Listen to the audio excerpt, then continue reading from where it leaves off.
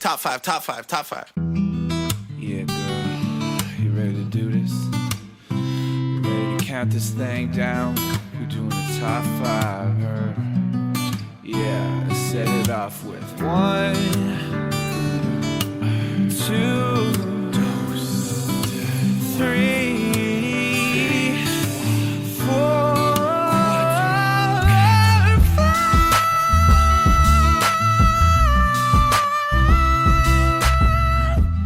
Hello, everyone. Welcome back to another episode of Ranked Top 5 List of Stuff That Don't Matter. I'm your host, Tuong Law, and I'm surrounded by con people. Bunch of con artists. They're scammers. They're rapscallions. They're just a bunch of shady people. Last time we got together, I think we wished for genie wishes, and they used their genie wishes on more bad scams, scamming the rest of the folks in the world. So I'm excited to have them today because it's very topical for today's episode. First off, we couldn't do an episode like this without the one, the only Victoria Luloff, everyone. Oh, hey, guys. Happy to be here. Hey, Tom. Happy to have you, Vic. I feel like it's starting to happen. You're slowly coming back at a more regular pace. Remember when I said you were like, you came every single week, basically, and you disappeared for a while? You're back, for a little baby. while. It's nice to be off the bench. I gotta tell you, feels good. It feels like trust is restored, just soon enough for me to break it. And I like that about our friendship. Wasn't the best crack. No, it wasn't. I even paused for you. I was like, you're gonna. I cracked a non-alcoholic beer. That's why it didn't fizz as much. It's St. Patrick's Day, by the way. We're recording this on St. Patrick's Day. None of us are really wearing green at all. No, but we are prepared to drive some snakes out of this pod. Oh yeah. Vic, do you want to introduce the next guest for me? Oh my God, nothing would please me more than to introduce our next guest. They're my favorite person, probably in like most of the world, and I'm currently wearing her bra. Jess Priest, everybody. Holla. How's it going, baby. world? Jess, how does it feel to be braless? Great. Yeah. Fully great. I think anybody that has a bra in their life feels great to be braless. So Yeah. And you wouldn't want to give your bra to anyone else but Victoria Luloff. There's only one other person in the world that I would give my bra to, and that is our other guest. Yeah, you want like to introduce that? him? Yeah, I love it. The person who washes my bra almost as much as Victoria does. My partner in crime, Jonah Maybear. Jonah, welcome to the show. Are we doing like a lingerie episode? I didn't know. I guess so. It's what it seems to be. Yeah, lingerie is the biggest scam out there, in my opinion. Who needs Save it for the noms. I mean, it got really sexual right off the top because as soon as like, I'm going to take a picture, Jonah like shows me his nipple. So it's the first thing I said, isn't Just it? the one. Bodies are beautiful. Yeah. Thank you. Jonah, clean shaven, clean nipple. How does it feel?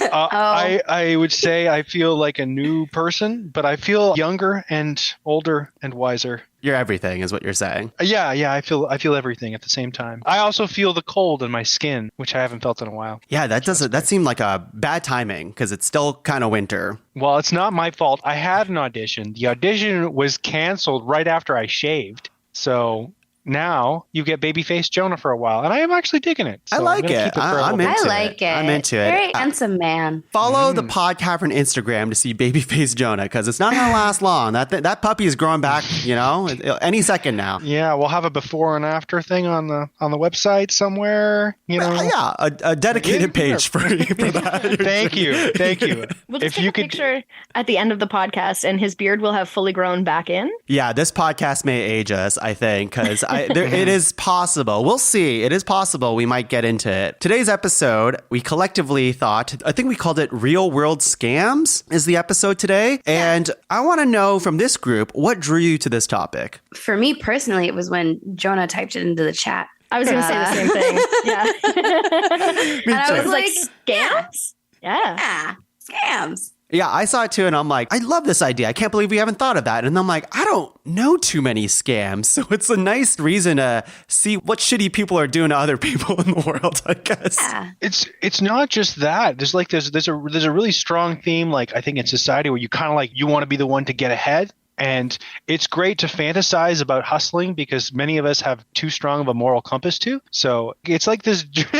This is a podcast. People can't see it, but Victoria just made a little gesture to make it. That's why I laughed. She may not have as strong as a moral compass that I thought. But anyway, some of us have too strong of a moral compass to actually pull these off, or even maybe not clever enough. But I find it really interesting to think of the what if aspect of it and picture myself in the shoes of somebody who just is clever and just doesn't give a hoot. One of my noms I pull off every day. Whoa. Okay. Well, love that. let's talk about ground rules a little bit because when it was Not incriminate ourselves. yeah, let's not ground rule number 1: do not incriminate yourself if possible. I mean, I guess. I can't wait to hear this. Yeah, me played back too. in a court of law.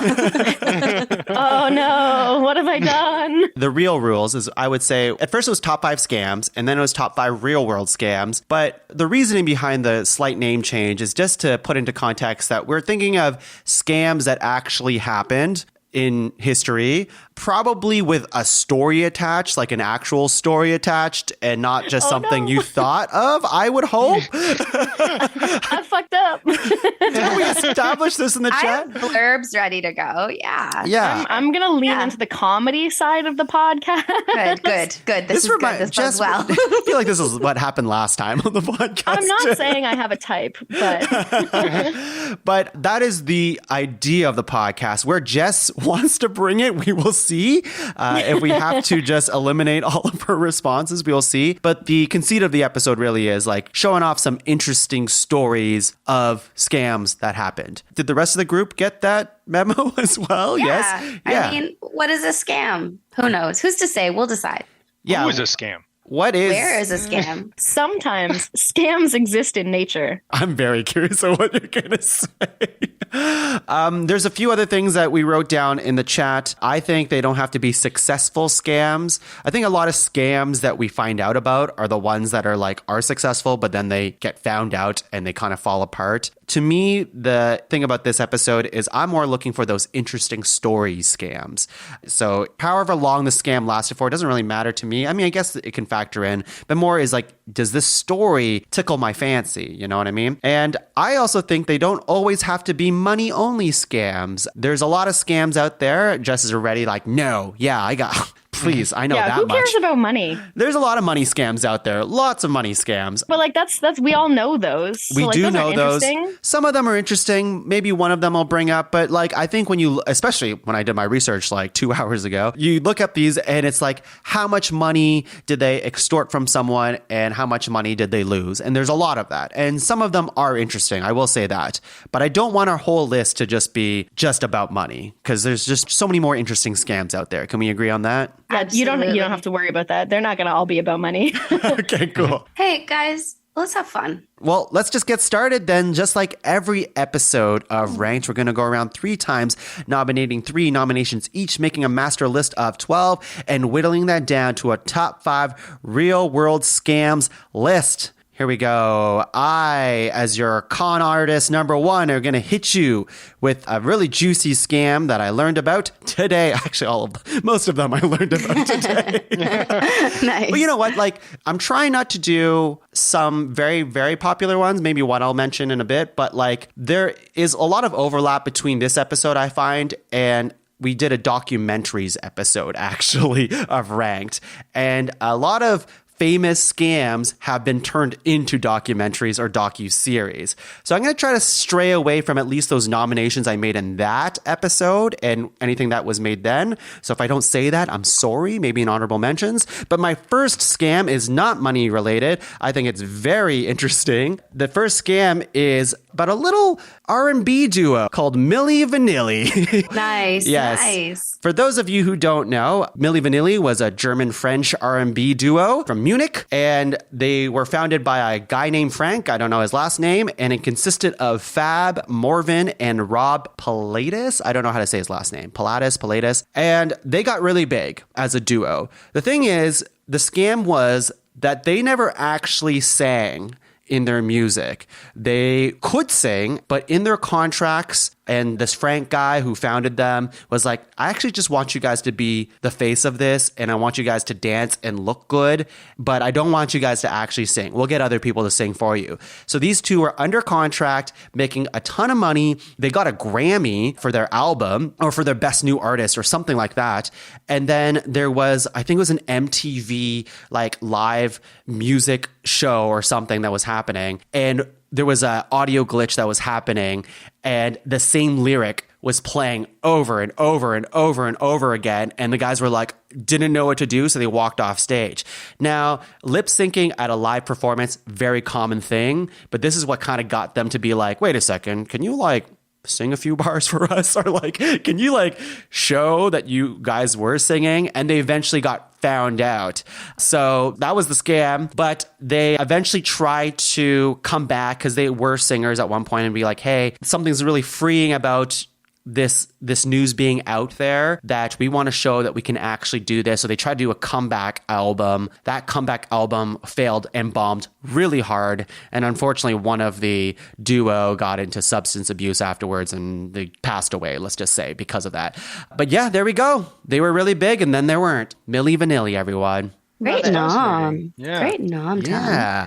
That's a good one. Did anyone listen to Milli Vanilli growing up at all? Yeah, it's the one that's like, blame it on the rain. Yes, that's it. Yeah. That's the only song I knew about. It's the only one Do I you know know. who It's the actually only line I know. Who actually sang the song? Did you ever find out who that person was? Yes, but I did not write that down. So Okay. Yeah, but apparently, and this is from Let's a YouTube. guess. Let's credit someone with it. Let's credit someone. On the count of three. One, two.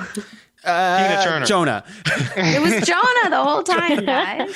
I do remember Don't from blame the me. story, the two people who actually sang, they came out and they tried to like take it, basically being like, we're actually Milli Vanilli. Yeah, but everybody was so sour from the entire thing on all sides. They didn't want fake Milli Vanilli. They didn't want the real Milli Vanilli. They wanted none of it. So it was done. And they had to return their Grammy. That's too bad. Because like the people that did the actual singing, they should have just been like, well, instead of these people, you can have this No, piece of it was- metal now. They Put should a each little get half. sticker over the name. Exactly. Vic, first nomination. Hi, guys. Thanks Hi. for being here. So this scam is an economic system based on private ownership and the means of production as their operation for profit. I'm nominating capitalism. Wait. I had that on my list too. Did you? Yeah. Guys, Amazing. capitalism's so Amazing. broad. No, it is. It's a scam. We were hunters and gatherers, and then one day, some guy, some old school fat cat who couldn't hunt or gather was like, "Hold on to this for you." And then what if I have all of it? And those people were like, "That's such a kind gesture," and they got scammed. And now I have to go to work and. I don't like it. We got scammed, guys. I have a question, Vic. Capitalism. I have a Yes, question. I don't disagree with you. Do you have any real world story scams about capitalism? Or I are mean, you? it happened like every day. Yeah. We're all living in it. We're all living. know. Yeah, tongue. Look around you. Uh-huh. You could give generalized things like corporate bailouts that were the result Yeah. as a result of capitalism. You also think about like it's a system based on owing large amounts of money. Yeah. And it doesn't work unless you don't have the money for the things that you're purchasing. If that happens and everybody had the money they were buying, capitalism would crumble. That by itself, it's a bit scammy. Yeah, absolutely. I don't disagree. I'm more in the mindset of, do we need to change our ground rules a little bit? No, Because I don't think so. I was No, coming this in fits. with stories, but Yeah. you're also coming. Now we're going to be ranking stories versus I'll concepts. give you a little story about capitalism. Yeah, is it a personal story? Yeah. Okay. Today I had We to, didn't say no personal story. Yeah, I had to go to I think work. we did. I think No. we did. And when I want to eat food, I have to pay for it. Capitalism scam. Okay, here's a story about capitalism. Yes. Thank you, Jess. Public parks, benches, not benches, but like walkways, green spaces, public green spaces won't plant two different genders of fruit-bearing trees because if apples or what have you are grown in public spaces, people will just pick those apples instead of buying them at the grocery store. So like kind of go fuck yourselves. It's like over right into capitalism. our Like, society. Why can't we plant trees that will pollinate themselves and grow fruit for themselves so that people can just walking through the park can pick an apple and eat it? It just like, because otherwise grocery store chains wouldn't get $4.50 for one apple. Like, come on. Yeah. Oh, here's another good one. The French Revolution, capitalism. Let them eat cake. You know, it's all right there, Tongue. You're right. The whole story. Let Guys, them eat cake. Yeah. You know? Say no more. There were these French people, and they were in charge. And the people who weren't were like, nah, not anymore. Capitalism. All right, capitalism is our. This is gonna be really tough to rank later when we're pitting Milli Vanilli versus capitalism. Well, we can talk about it later, but We will I think talk- we're gonna oh. have some things in common. I think we'll talk about it later and maybe after. So let's talk with Jess. What do you have?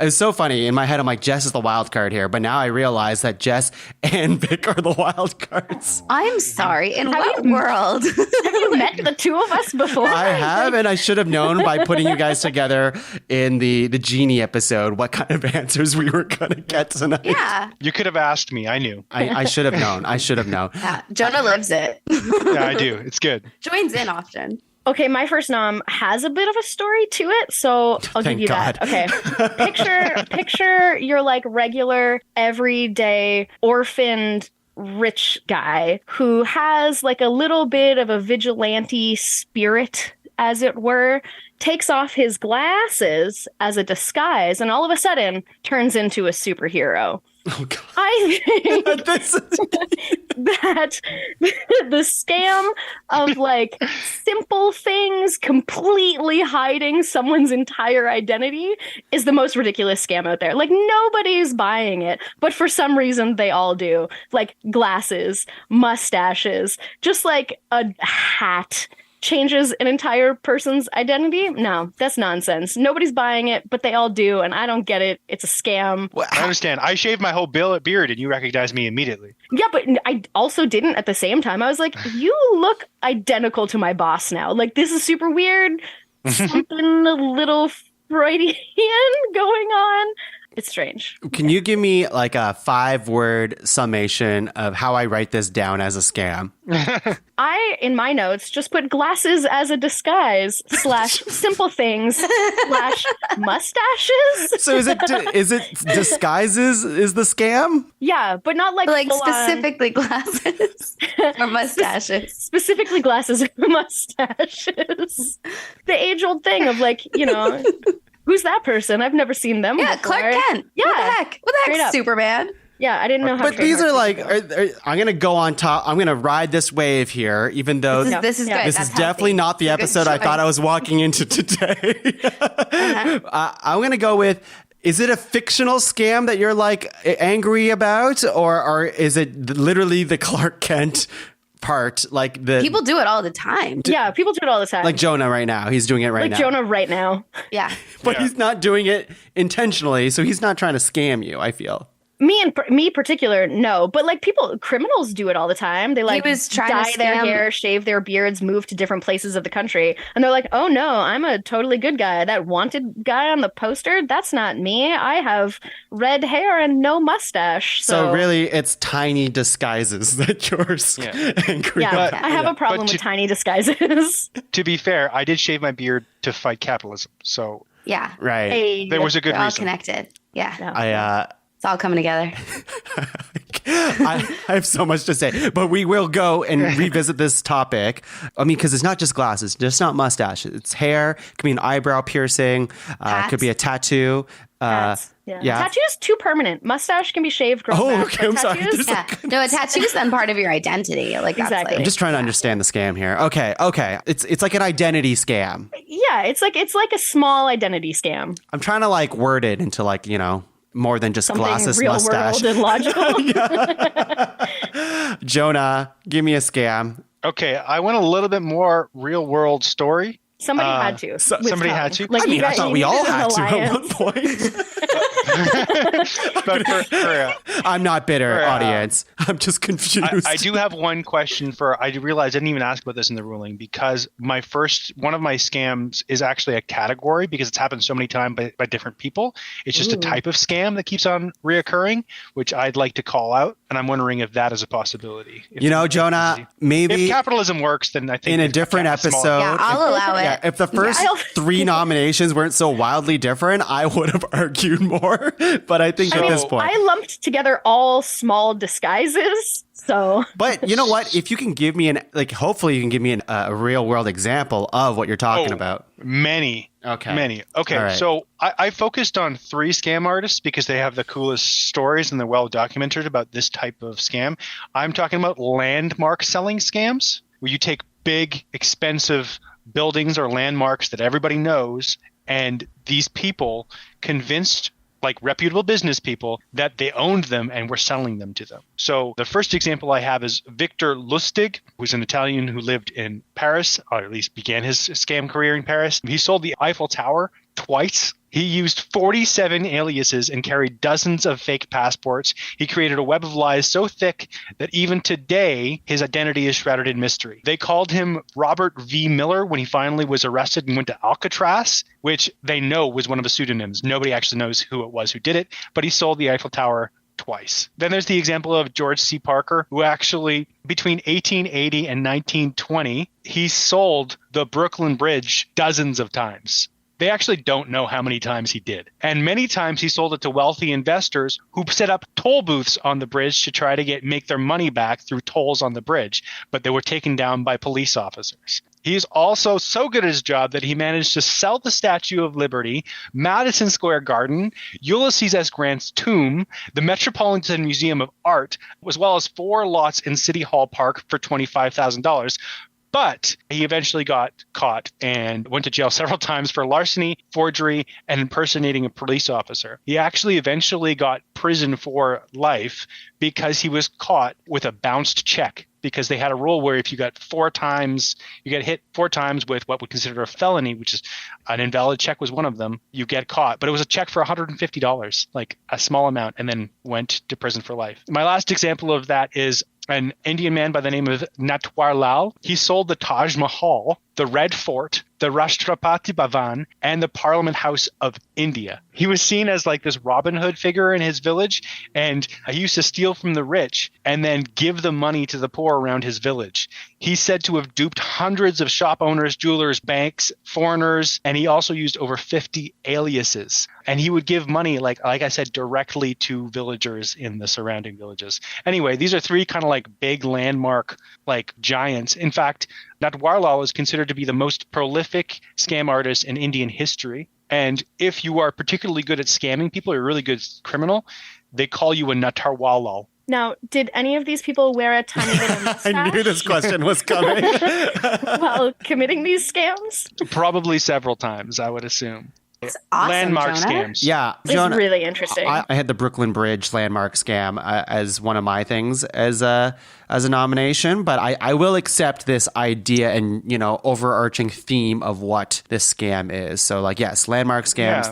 Let's take it. I just didn't want to compete if someone else had a different landmark and we just said, which landmark was more important to sell? Landmark scams is a thing. That was a great way to package them together, Jonah. Yeah. Awesome. I will not be personally packaging all of them together because I did not think that way. But I think for this one in particular, I think it's a good one for sure. So Yeah, and your storytelling inspired me, Jonah. So I'm going to apply that, I think, Okay. for my next noms. here I am just being how this Milli Vanilli story is just going to go lower and lower on the list, trying to fight landmark scams, tiny disguises, and capitalism. How do I try to forget fight capitalism. I try to fight capitalism. Let's go to round 2. Who knows where this is going to go? Gosh, now I'm trying to pivot, but I don't think I can. One of us, I can't. I was I thought I was going to go crazy because I'm maybe I'll just choose ones that just featured in movies only that had Leonardo DiCaprio. That was my theme for a little bit, but I'm no, Nice. I don't want to go too crazy because I don't want the group to think that mine are too wild. But now I know this group has no limits. My Next nomination doesn't really feed into anything that I was just saying, but it is an interesting story that I missed the ball on when it was very popular. I think there was a Hulu series with Amanda Seyfried, I believe it was, called The Dropout. And for those of you who don't know, it's about Theranos. And Theranos is a very fascinating story about this woman, Elizabeth Holmes, who became a multi-billionaire. And she was very young when she started this company, Theranos. She was 2003. She was 19. She had Steve Jobs as her idol. So she started dressing like him in like that iconic black turtleneck. She had a very deep voice, which people were being like, is she putting on this voice because she talks like that actually? Or is she just doing that to like gain some sort of attraction with the media, like get her more like being like, why does she talk like that? You know, get the conversation started on her so more people pay attention to her. But her whole scam was that she came up with this idea, Theranos, which was all you need is a drop of blood. And this drop of blood, if you put it into this magic machine, instantly it will tell you all of your health problems. It'll identify if you have cancer. It'll identify if you have any pre-existing conditions. It will project if anything in your life will go wrong. It was like a too good to be true box. And everybody was like, yeah, because the whole story is like, oh, wow, this young woman who's a college dropout made this multi-billionaire company that is going to change the health industry forever. It's going to be this game-changing thing. But little did everyone know is that this box didn't work. Even the people who work there, 99% of them did not know it worked because they were all siloed off into very, very specific sections. And even the way the building was structured, like you can only have access to specific parts of the building. So it's like, Jonah, all you do is you work on the cogs of the machine. Vic, you only work on the labeling of the machine. Jess, you whatever, right? So like nobody knew how it all fit together until there was a whistleblower within the company who was like, fuck it, I'm going to just blow this thing wide open. An investigation was put on. She's not worth $1 billion anymore. I went to jail. Like it's just, this machine was like everywhere. It was at Walgreens. It was at Walmart. Everybody wanted a piece of this. But yeah, it quickly fell apart. And she's still saying that she was innocent and she knew nothing about it. But she was the founder and CEO, so she probably knew something about it. Probably something. Probably something. Did anyone watch that docuseries at all? Yeah, I feel like a bunch of people had a bunch of like medical mishaps as a result of it, where they didn't think they had a condition and then either got super sick from it or died from it. And that's what kind of spawned the breakdown of this, if I remember correctly. So that's exactly it. So this thing, once you went to a Walgreens and like, or whatever, and they actually used the machine. And I also heard like, if a place that was like Theranos approved, it was supposed to be like you go in, you literally give your drop and instantly you get results. But a lot of the times they would still take your full blood sample. They would send it to the lab or whatever, and they wouldn't use the machine. But the places that did use the machine, like they printed the thing out, they'd be like, oh, you have leprosy and you have this, you have that. And everyone's like, oh shit. So yeah, they're buying all these drugs and like going on all these medical plans that are not suited for them. And then like super unnecessarily. Oh yeah. And then they get really sick from that, right? Yeah. It was quite a scam. That's a good one. Good one. Yeah, I was considering taking that scam as well. It's a really good one. I just anecdotally, I just wanted to add to something you said. It was that during the first interviews for Theranos, when it was first gaining popularity, it was discovered that she actually was using a single source to put images on every computer. So even the computers in the office were fake. They were just projected images when they were going as a tour for it, and they were pointed out later in a video that they were all had the same things on their screens. Whoa. I thought that was really interesting. Yeah, it's mind-boggling when someone has like that's the thing is like a lot of successful scams come from people who are very ambitious, like the gall, get rich quick schemes, and yeah, they have the balls and the confidence to just like get all this investor money, and they're so likable that they end up doing it, right? But you reach too high for the sun, baby, you can get burnt. So Icarus, Icarus, that's the next scam. Vic, what do you got? You can't take Icarus. I won't take Icarus. Yeah, I promise. So years and years and years ago, this young woman found herself pregnant. And what started as kind of a white lie turned into this like enormous scam. Like it ended up snowballing. So I'm going to tell you about that. She just said that the baby was super special. And from that, people kind of started like surrounding themselves around the baby and following the baby. And eventually, I think I know exactly where this is going. And then I'm scared. eventually, like local government got involved, and they were so threatened by the baby that they had was now grown man murdered publicly, which of course just like shot a fire under this whole thing. And his besties started just kind of like talking about it. All these people just 100% believe that this baby, grown and then dead man was special. There are currently 1.3 billion people still buying into this scam. They have their own banking system. They're responsible for a lot of government rule. Monarchies around the world, bills and laws are passed in this person's name. We're shortly coming up on the anniversary of his murder, actually. This goes so deep, guys. This goes so deep. That if you think about what year we're currently in, what are we counting back to? That woman's lie of his birth. My nomination is Catholicism and Christianity. Oh, God. What you gonna do now, Tom? I don't know. How long through that story did it take for you to realize what I was doing? About 15 seconds, maybe less. I think Jonah and Jess. I started realizing shortly after Jess started laughing. Okay. I'm glad that I have a mute on my microphone because I died that whole time. It's a fantastic story. Christianity is my second nomination. Is the whole nomination Christianity as a whole? Yeah. Great. Great. Sorry Here's the thing. I would dive deeper into organized religion, but I do not know enough to criticize or take down other religions. Catholicism, I am well versed to say why I think it's a scam. So that is why it is my nomination. I will leave all other world religions alone publicly. You're safe for now, other world religions. Watch out for a top 5 religions episode. It's going to get spicy. Wow. Mine's better. Oh, God. I'm shocked. I'm not surprised. I need to hear from Jess and Jonah about this. Wow. Yeah, it's good. I think this is an opinion podcast, so it's the opinion. I was going to say, I think that on similar grounds to capitalism, I agree wholeheartedly, and I also believe that the amount of murder done as a result, like the amount of actual violence as a result of Christianity in particular, religion in general, the segregation can be taken into account. I don't know if calling it a scam by itself is a sensitive approach. No, it's a very lighthearted comedy podcast approach to this. I acknowledge that. Yeah, okay.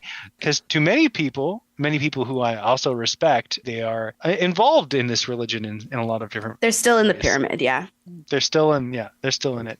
So I would say I tend to sit on the same side as you in terms of my personal feeling towards it, but I also don't want to convey judgment on those people who also follow it for their own reasons, which are entirely valid. So I just wanted to point that out. I think that's a good thing to say, Jonah, is that this is meant to be lighthearted and silly. So like we're not actively intentionally hating on a religion, where we're just poking some good fun. We're punching up because gosh knows they're up. So I think that should be safe. And yes, in the spirit of damn the man, yes. Yeah. I agree with you. Yeah. I think that was really well put, Jonah. I think I agree with everything you're saying here. I would have, because there is some actual Christianity scams out there made by like people who are in like those mega churches, that type of thing. So I thought you were going with, like, in my head, I'm like, if we were going to take this a step further, we could have, like, for example, I don't think this would have been a nomination, but all the rules are out the window today with honorable mentions. But like in my head, the Tammy Faye story and what's his name? Something Baker, Jim Baker or something like that. That sounds right. Yeah. Head of like the mega church that like, they, what's the word? Bilfed or something like that, where they like, bilked, not bilf. Bilked. Bilf sounds like I don't know. Is boy built Bible milking? Yeah, Bible milking, yeah, or a hot boy. Oh, I don't know. I don't like that. Don't like that. Let's go back. Oh, sorry, my thing is Roll it crossing the back. line, not shitting on Christianity. But yeah, like that's where I thought the story would go. But we will leave the nomination as it is because we have to move on to whatever Jess has to throw at us. I have something super serious and also relevant and world impactful. I don't know if I believe you. You shouldn't. Okay. So my nomination is a place of personal anguish. When you go to the grocery store and you bring home a nice, big, juicy, ripe avocado, and then you cut into it, and instead of there being a normal-sized pit inside, there's a gigantic pit inside. It's nobody to blame, but it is a scam of the fruit itself and nature. I'm going to nominate avocados with large pits. Yeah, that's valid. Yeah. Absolutely. It's utter nonsense. You're expecting one thing. Who are you blaming here? The avocados? It's kind of avocados, like the tongue nature? in this situation today. Nature. There's nothing you can do about it. It just is. Is it not the farmers who avocado pick? In all of my hours of research on the growing techniques of avocados, I haven't seen anything that leads me to believe that there's a specific style of growing them that leads to larger pits. It's just a freak incident that I believe is Mother Nature's way of keeping us all on our toes. Now, I just want to extend this a little bit, give you an opportunity. Is there other fruit? Because avocados with large pits is a very specific food nature. But it's relatable. It's relatable. Everybody has Said opened not an to avocado. generalize. Guys, Everybody has opened an avocado and been like, Vic damn, just why nominated is there a huge capitalism pit in here? and Christianity. That is the most generalized pick we can do. And avocados with large pits is the most specific nomination we can do. Think of all the other pitted fruits. None of them have as wide of a variance of size of pit as avocados do. There's something going on. We're getting scammed for sure. And it's genetic modification. Right. Maybe. Genetic modification. Is that the real scam? Or are we just avocado with large pits? We just leave it at that. I mean, I'm going with avocado. Okay. Yeah. This is your nomination. This is about Whatever he wants with his avocado. We're throwing you a lifeline and you're like, no, it's avocados or nothing. Let's not find ourselves pitted against each other here. Oh God. All right. Yes. Okay. We'd have to get a lawyer because, in French, it's avocat. It's like a bilingual joke. Yeah. I was not ripe enough for this podcast today. Hey. Thank you. Jonah, what do you got as your second nomination? Well, nothing could top avocados and Christianity. I'm not trying to insult anybody. I'm confused. Jonah, we're right there. It's fine. Okay. I think we might have to make two separate top fives today. Yeah, let's keep going. Double cast. Double cast. Tongue, what do you think? Should I embrace their vein of thinking, or should I keep on going on? I would love if you keep going, because then we bring balance to the force here. Okay, cool. Because I have one nom that's like rise of the fence between the two, but I won't do it. I'll keep it in my honorary mentions then. Great. So my next nomination is what is commonly referred to as Dieselgate. If you don't know what this is in 2015, there was a huge Volkswagen recall, and this is kind of what it was all about. So Volkswagen in 2006 came out with a new version of their diesel car, which was hyper fuel efficient as well as, very importantly, safe for the environment. Basically, there's a history of nitrous oxide being really hard to manage in the small engines to reduce the emissions of nitrous oxide. Volkswagen claimed that they had fixed that issue and that everything was gonna be fine. And they had it all. So in reality, they hadn't actually fixed that problem. They created what was called a defeat device. And this defeat device could tell if the car was being tested or not. So when the environmental tests were happening on these vehicles, the actual fuel that was being injected into the engine split apart and was directed towards the defeat device, and the defeat device would clear the nitrous oxide that was being pumped out of the vehicle. So in essence, all of these cars were passing all these emissions tests because Volkswagen knowingly found a way to defeat that. In reality, it was actually creating 50 times the amount of emissions that were advertised. Far worse than any other vehicle that size on the road, by far. So this affected 482,000 cars in the US, 800,000 cars in Europe. They were forced to offer buybacks, so the recalls on their vehicles, to buy them back. They were voluntary. Many people didn't actually do it. They just kept their cars anyway. So the whole scandal in the end cost them $33 billion to get buyback and penalties and legal fees and everything else. But since then, Volkswagen has reported annually, on average, far over 250 billion annually. So they paid one fine in 2015, and since then, it's like a drop in the bucket of their actual income and changed very nothing in the long run. I'm pretty sure also in their buyback scheme on that, they were taking back all of the cars that had these problems. Well, I mean, problems with them, but they weren't providing people with any solutions to replace their vehicles in any capacity. They're like, yeah, sure, we'll give you your money back. You can bring your car back. That's fine. But like, you just have to buy a new car then. And it wasn't their money back. That's not exactly it. It was a percentage of whatever they thought the retail value of that car was. So people, the highest the buyback was $10,000. So people were getting between $5,000 and $10,000 back for their cars in reparations. I think the rudest part about that scam is that it was a scam. Like, it's super rude. It's not like they found these results and were like, oops, oh no, we had no idea. Let's cover it up. They were like, no, let's specifically go out of our way to make a device that hides how damaging our vehicles actually are. Yeah, that's nuts. It's brutal. There's a great episode of Dirty Money about this. So if anybody wants to watch Dirty Money, I think it might even be the first episode of the series. It goes into a lot more detail about it. But one of the things that was clear from the start is that they knew they were going to get caught. They just didn't know when. So they had saved up a pool of money for that was just ready for, like, when this all beats up, this is what we estimate it's going to cost us in terms of legal fees and buybacks and everything else. And they were ready. So it was a lot of forethought. Great scam, guys. Yeah, that's intense. Yeah, it's an intense scam. I didn't even know about that. Great nomination, Jonah. Thank you for bringing it back to some real world scams. Hey, avocados are real. Okay? I just had one this morning. And how was the pit? The pit was fine, but it was not ripe. It lied to me. You know when an avocado lies to you and you're like, that's totally right. It's ready. You just like squish it and you're like, I know an avocado. I've been eating this fucking thing for years. And then you open it and it lies to you. Hate that. That's the real scam. That's the real avocado scam. The real avocado scam is that there's multiple scams to an avocado. Yeah, like buying a whole bag of avocados and you got to wait like all these days to eat the avocado. And then you realize you only have basically one day to eat them all. We call those today avocados. Yeah, I like when it. They're like, you get the bag and you're like, today is the day. We're having today avocados because you got to catch them when they're tomorrow avocados, and then you put them in the fridge, and they're today avocados for 3 or 4 days. Otherwise, I thought putting in the fridge makes them like worse faster. It kind of like preserves their active state. Yeah. So if they're not ripe and you put them in the fridge, they're not going to ripen. Okay. Yeah.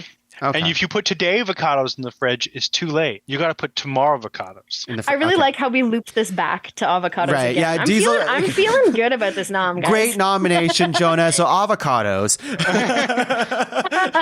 All right, let's go into the final round of nominations. I am curious as to what this group's going to do. I'm actually going back and forth between what I want to say and what I don't want to say. Jonah, I have a question for you, even though this might be kind of, trying to get too much into your head here. Is your other nomination money related? Yes. Well, I feel like even the scams that you say aren't money related are. Like Milli Vanilli, it may not be money related, but they made a lot of money. Okay. Through scamming people. So any scam that you can think of is about profit. You're right. Start. I think, I'm going to go with this nomination. I think I might regret it later, but I think it's the first thing I thought of, and it's the first thing I didn't want to say on this podcast because I nominated for our documentaries episode.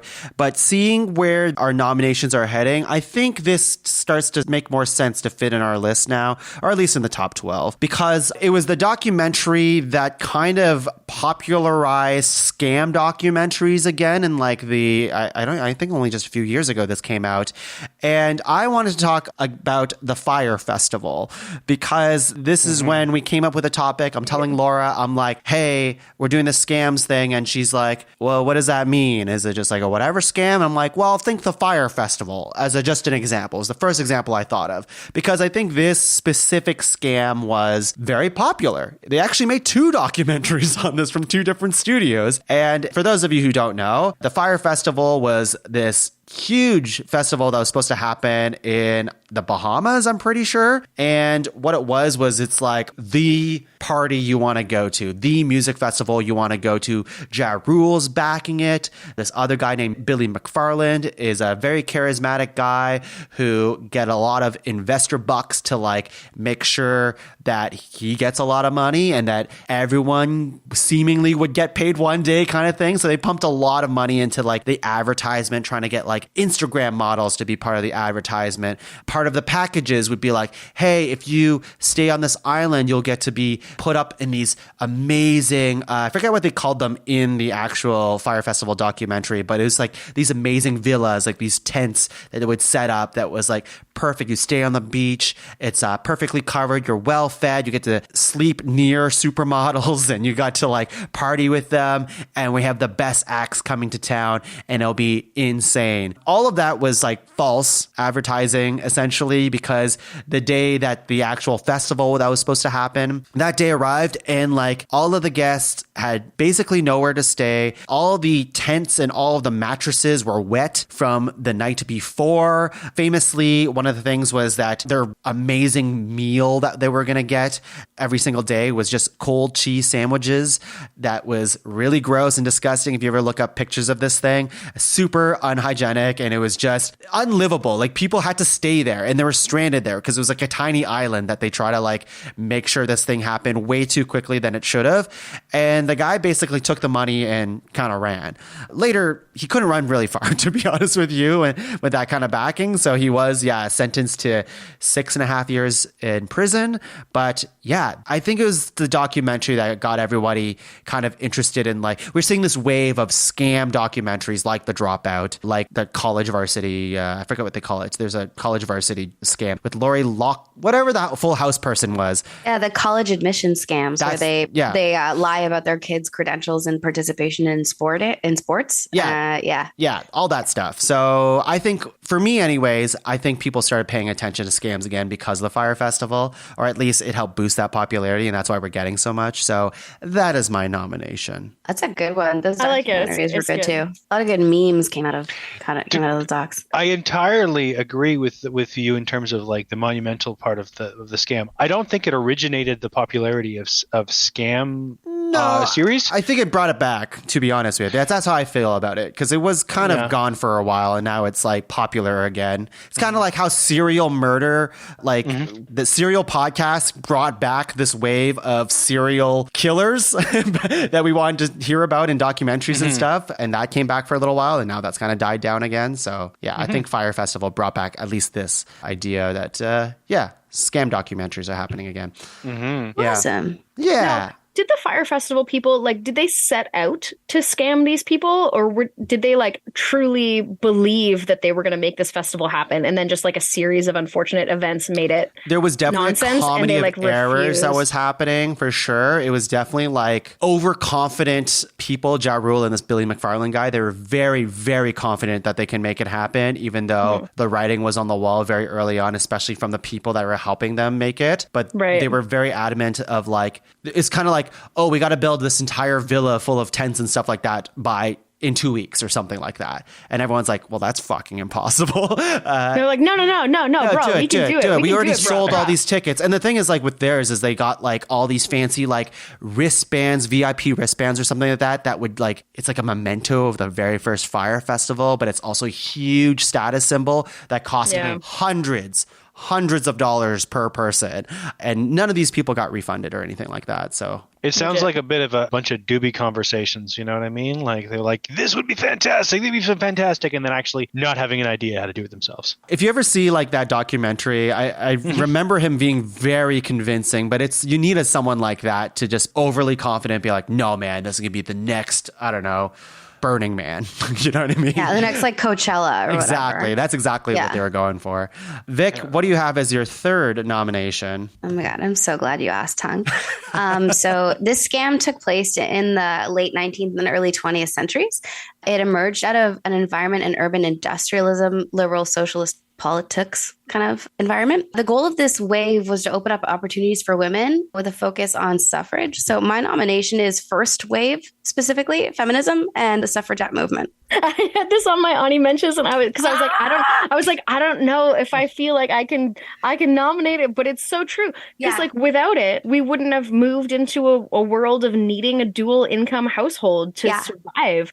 And like capitalism wouldn't have springboarded off into the chaos that it is today. Yeah, so, like the scam of it is what we got and what we didn't get, and who is satisfied. So what the first wave feminist movement and the suffragette movement accomplished was the right for women to vote. In exchange, they pushed back all forward moving human rights activism to present day. So what that did then was it aligned white women with the patriarchy against people of color, anyone else who's marginalized or looking for equal rights who still to this day currently doesn't have them. And it is very much a current problem. And so it was a freaking scam. First wave feminism and the suffragette movement. Suffragette movement, is that what it is? Suffragette. Suffragette. I've never heard. SUFFRAGETTE movement. Suffrage. There's a movie with Meryl Streep. Suffrage, like women's suffrage. It's the right to vote. Okay, cool. I've like well-intentioned, but then ultimately people misused it against the masses to be like, oh, okay, you can do that. But as a result of that, we're going to fuck you in this other way. Yeah. So like, you can have that. You can have all the rights you want. And then we're just going to take advantage of you in other ways instead. Yeah. The exchange for the right to vote was that Black men and Black women still couldn't. And they took it and they were like, okay. Yeah. You know what, Vic? I like this one. Thank you. I was very nervous about it. You know, I will say, for whatever reason, as soon as you started talking, and you barely said any few words, I'm like, Vic is going to say the ultimate scam is like Santa Claus or something like that. I was just waiting for it to happen. I'm like, going to cross that out. No. Don't ruin Santa Claus. No, it's my rights. My rights are a scam. Yeah. For the third time, I'm going to say, why do I have to go to work? It's a really thought-provoking question that I think about every single day, so thank you for that. Jess, what do you have as your third nomination? Oh my gosh. I don't know. I feel like I need to go with my world of nonsense that I've created for myself here. And this may not be true. Maybe it's a little like, what's the word for when people make up crazy ideas in their own mind? Imagination. Well, no, that's just a fun time. But when they do it as like a detriment to themselves, what is the word? Anyway, it'll come to me. Anxiety. That sounds about right, too. Projecting? Any given day for me. Conspiracy theories. There's the word. This might be a conspiracy theory over a scam, but I believe that it is. I think we've already done a top 5 conspiracy theories episode. This was not on it. I don't believe, if I remember correctly. I can't remember. Anyway. Anyways, go ahead. I think that there is a scam going on in the fashion industry between manufacturers of purses and people that make pockets in pants for women, in that if you make the pockets small enough, they need to buy the purse to put their stuff in. And I think that that's a bit of a scam, because pockets should just exist in large formats, big enough to hold your things, as they do in the clothing items of many other people. But for whatever reason, in clothing targeted towards females, the pockets are so tiny that you have to buy a purse to put your stuff in. Jess, I love this nomination, and I can't wait to explain how ours are connected. I'm sure that they are. Yeah, this is a real life problem that I regularly face. Right? Someone who hates carrying a purse. I hate them. I don't do it unless I have to bring a water bottle. I do not bring a purse. Yeah, I just want to be able to leave the house with my keys and my phone and my wallet on my person, but I can't because my pockets aren't big enough. Yeah, I want to be able to fit poop bags and treats in a pocket. I don't want to have a whole other apparatus from a dog. I was going to say, for new listeners, Victoria has a dog. I do. Well, hey, don't tell me what I can and can't do. Everyone on this podcast understood what I meant by poop bags. Well, I would also respect if you went off, you didn't have a dog, but you brought poop bags anyways, just in case of an accident. Well, what am I going to do? Am I going to shit in the street? No, I'm not an animal. I pick it up. You go pick it up. That's exactly it. We've all done it. We've all done it. Yeah, I just did this morning. Small pockets, too many small pockets. Pockets and purses. And purses. So, Pockets v purses. yeah, the Pockets v the purses. required combination of both. Yeah. I think the scam. belief that Jess and I have talked about this a few times, and I think that our combined belief is that we believe there's some collusion Yeah. between those two. That's This for sounds sure. like a conspiracy theory. Unless, It probably and is a a scam. to be fair. but if the conspiracy theory is true, it's a It's scam. undeniable. It's a Like, scam theory. It's a hybrid. It's a scam. Yeah, scams are only Scammeries? scams when they're proven. This is like I'm early days scam on Yeah. pockets and purses. Yeah. Uh-huh. Scan piracy. Scam without Thank you. evidence. That's what I was looking for. Yeah. I was like, scammery? That sounds stupid. Thank you. Jonah, bring us home. Final scam. What do you have? Oh, I'm tempted to ride the line. I'm doing it. I'm riding the line. We love it. Okay, so my nomination is a big one as well. Oh, God. It's a little something called social media. Yes. There's a few reasons that I believe that it is a scam. For one, is the thing you've definitely heard before, is if you're getting something for free, then you're the product. So anything that somebody believes that they're getting something out of, I guarantee that you're getting less than the person who's paying for it or the entity who's paying for it. It's also oddly one of the only things that you can involve yourself in where you are listing yourself, like you're putting yourself on the shelf. The product itself is self-shelfing. Like that analogy is very strange. But the reason I'm nominating it more exclusively in a more targeted way is because it is the platform for all modern scams. So if you think about crypto investment scams, romantic entrapments and catfishing, links to non-existent products that don't get shipped, election interference, identity theft. These are all scams that I thought were going to be nominated today. But the thing is, So, like, the thing is, it was how they made Fire Festival work. Was the But yeah. weaponization of influencer culture. It was Yes. the platform for the Fire Festival. Thank you for bringing And it back. And if you think about what it's doing in terms of the division between extremist left, extremist right, in terms of that and propagating that, I believe very much that if it's not a scam in and of itself, it is the perfect delivery format for it. The And I would algorithm. argue that it is also a scam because there is a cost to what you're getting for free, and is Yeah, a your cost that mental people health. ignore. Yeah, and that So is much not time. necessarily financial for you, but it is for them. So Yeah. that's my nomination. Social This is media. a good one, Jonah. This is a really good Well, I mean, one. like, you think about, like, it's the thing, right? It's the thing that communicates to people the fastest in this day and age, right? Because before that, we were full of telephone scams, right? Because that is how people were communicating, the fastest way to get to someone's, like, pockets, right? And then it became email scams. That still happens. Now it's become phishing and texting and all this other stuff combined with social media. We're in a scam world, guys. We're in a scam world. But the biggest one is still this avocado one that I cannot get out of my mind. I'm coming around, baby. the pit of all evil. That's it. Oh, All right. Well, we have a very interesting top 12 real world scams list over here. Maybe 11 because one of them's more of a conspiracy. I don't know. Scamspiracy. We'll talk about it. But let's take a break. And when we're back, we'll rank this list. We'll be back. Beep, beep, beep. Hi, everyone. I'm Tuong.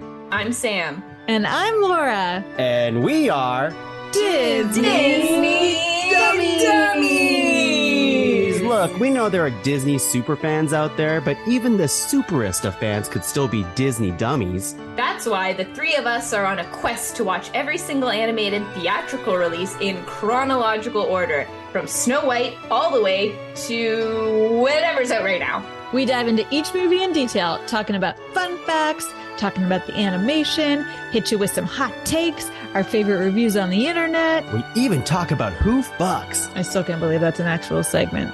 So join us every second Wednesday for another episode of Disney Dummies. And Pixar pals when we finally catch up. Yeah. Brought to you by the fairy tale whimsical depths of the pod cavern.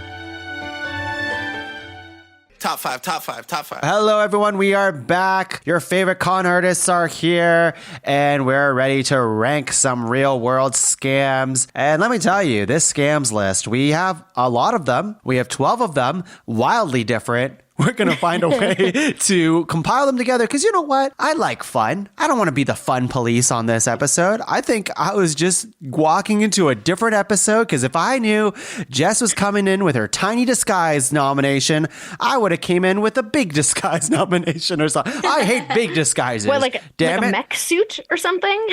Yeah, that Like or like facial prosthetics. That's like, it. Like latex facial prosthetics. like you know how they transform Brendan Fraser in like the whale, like that's a big Yeah. disguise. Yeah. Or that I don't- that fish guy in The Shape of Water. How'd they do that? What's the guy with the big nose? Why'd she have sex with him? Pinocchio? No, Cyrano. not Pinocchio. Yeah, Cyrano de Bergerac. That's a scam. Yeah, Richard for Jelena sure. is a scam. I also don't Richard like how- Jelena is a saint. You wash your mouth, Victoria. You don't talk about Richard like that. when both those astronauts are wearing astronaut costumes and you can't see their faces. Yeah, Yeah, are like, they? how do even they- what's that in there? about? Is Yeah. it just robots? We How don't do know. they fart? Yeah. The important question. Could have ran an I entire episode I around bet this. they fart out their butts. Prove it. Where's your science? Back it up. A story to back that up, Jonah? You're around him all the sick. time. Are you saying he doesn't fart out of his butt? Never, not once have I He's heard not this an man fart. astronaut in as my far entire as I know. They don't call them astronauts for nothing. Yeah, save it for Hey, space. This is the highbrow conversation that you guys tune in to Ranked Top Honestly, 5 this for. might be the most highbrow we've been in the entire episode. Okay, We haven't started a discussion yet. it's about to happen. Our nominations that we Fox is have here. are Milli Vanilli, Capitalism. I wrote Glasses, Mustache, Tiny Disguises. That's accurate, yes. We have Landmark Selling Scams, Theranos, Christianity / Catholicism. She would say hi if she heard you. We have Avocados with Large Pits, Dieselgate, Fire Festival, First Wave Feminist Movement / the Suffrage Movement. Yeah, did I get that right? You did. And I can't even. I wrote Small Pockets versus Purses. That's It should be small pockets and purses. and purses. Yeah, they're not against each other. They're in and connection. purses. Sorry. Yeah. And social media is our last one. Okay. You know what this reminds me of? I was just telling Laura this on the break. This reminds me of Victoria was actually on this episode, so this makes a lot of sense. This reminds me of our infamous Top 5 Chris's episode, where I came in with regular Chris names, and the winner of that episode was Hans Christian Andersen. That's a solid Chris. That's a solid Chris. I would also like to say that of the nominations of that episode, I think Christine Shadid nominating herself was the most absurd. Yeah, Thank you know what? That's true. That is the most absurd, and it made the top 5. So. It did. As really it should. Let's Yeah. be real. I just want to bring it back to like, it's been a while since I've lost control of the format of the episode. Usually it happens about halfway in, but this Yeah. happened in the second nomination of our You know what I episode. find really interesting and we should do studies on Yeah. is the correlation between it being a while since you lost control and the big break I took from guesting on it. It's almost like there's like something in common. It's almost like I have goals when I come in. I think you do. know? I think you Yeah. do. And you know what? I kind of like it. I kind of I'm a like gal it. with a plan, you know? Yeah, I'm a guy with many plans, and Victoria's like, fuck your plans. Let me on your show. I got shit to do here. Yeah. So somehow we're going to have to make this into a top 5. I don't know how. We're going to find out. Yeah. So yeah, how about we'll do what we always do, and I'll just get you guys to star nominations. We'll go with Victoria. Can you star a nomination that isn't one of your own? And we'll just take it from there, see what happens. I can. Yeah. I started immediately, like as the story was going, I loved the Landmark Selling Scams. I think that was that was great. I enjoyed the story. And I also love that there are so many examples of people getting away with scams that big and ridiculous. It's Yeah, great. it's great. a Landmark big Selling one. Scams. I like it Thank too. you for the vote of confidence. Yeah. Jess, star one that isn't one of your own. I'm going to go with Fire Festival. I watched the documentary. I thought it was super interesting. There's a lot to talk about with it. And I think Yeah. it's a really good one. Excellent. Jonah, you want to star one that isn't one of your own? Sure thing. I'm going to star, what's a tie? I'm going to say First Wave Feminism. All Nice. right. And I'm going to star Dieselgate because Jonah tipped his hand a little bit and said he had a little bit more to say about that one. And I thought it was pretty interesting. I had a tiny thing to say about it. Now I'm on the spot. I got to do some research right now. What? Hey, everybody, we're going to be back in 5. Yeah. Take a little break here. take it from me. No, you don't. Yeah, you know just, you you don't. just let it go. You just let it happen. You know, just open, just start talking. Just make up a bunch of numbers. No one's what happens. Stumble through it and let Tuong handle it in the editing process. That You sounds edit great. this? A lot. Heavily. Yeah. I have some bones to pick about things you've left in. Is that why I wasn't in the last episode? Oh, okay, so we have Fire Festival, First Wave Feminist Movement, and Landmark Selling Scams and Dieselgate. I'm going to open the floor to everyone here. If there's one that you really want to fight for and put on this list of real world scams, I want to hear it. Jess, you're laughing. I want to hear what you want to star. Like avocados. Everybody is mad at the avocado when they get duped into having a large pit inside. It's just, okay, we'll get to truth. it. It's just It's truth. just so funny because, like, I already named in this episode alone a few other things that bother me about avocados. If we're going to go with this line of ridiculousness, we could have just said avocados as a whole thing, but you still chose just the pits, which I actually appreciate your gusto on that. So I was specific. very. Yep. Probably the most specific we've ever been on the show. And avocados was the tie for me as to which one I was going to star. So, Oh, okay. Great. I myself have been scammed by an avocado with a disproportionately large pit. Yeah. Who hasn't? Yeah. I've like, yeah, it's happened. I think there's a picture of it somewhere on one of my social medias. Is that what you're going to star? Yeah. I do want to talk more about social media. I absolutely do. Follow podcatburn.com. Yeah. Follow our social media, please. I'm going to star... I don't know. Like, what do we have here? We have a few money ones. We have a nature one. We have, like in my head, I like Theranos because it's a cool story a lot. Like, I think it's a very interesting story about this, big personality female startup person. I think she's very compelling to watch, especially in the few YouTube videos that I watch about her. And then something's really different about the Milli Vanilli thing because it's like, oh, it's a music one. That's different. You know what I mean? Like it's that variety, but maybe it's not strong enough. So does Theranos speak to anyone? Do you think it will make the cut if we put it on the list here? I can go either way. I don't really I feel like I watched an episode about it or something, or a mini doc or what have you, but I don't really have enough information about it to be able to fight for it. Did the story I told about it, was it compelling enough? Or You're not Amanda Seyfried. Like, I think that's the problem. Yeah. Well, if you true. were, things would be different. No, I think it's one that I saw advertised a lot and I didn't end up watching it at all. I didn't watch it either. I'll be fair. I did not watch the show. So I just know it exists, and I read the story, and I watched videos of the real life Elizabeth Holmes in these like 10, 15-minute YouTube videos. So I don't think we need to compare the show to it. I would like to say that I admire how long of a shot she took, like considering the level of like anyone involved in the scientific and medical community was like, the fuck? Like, what?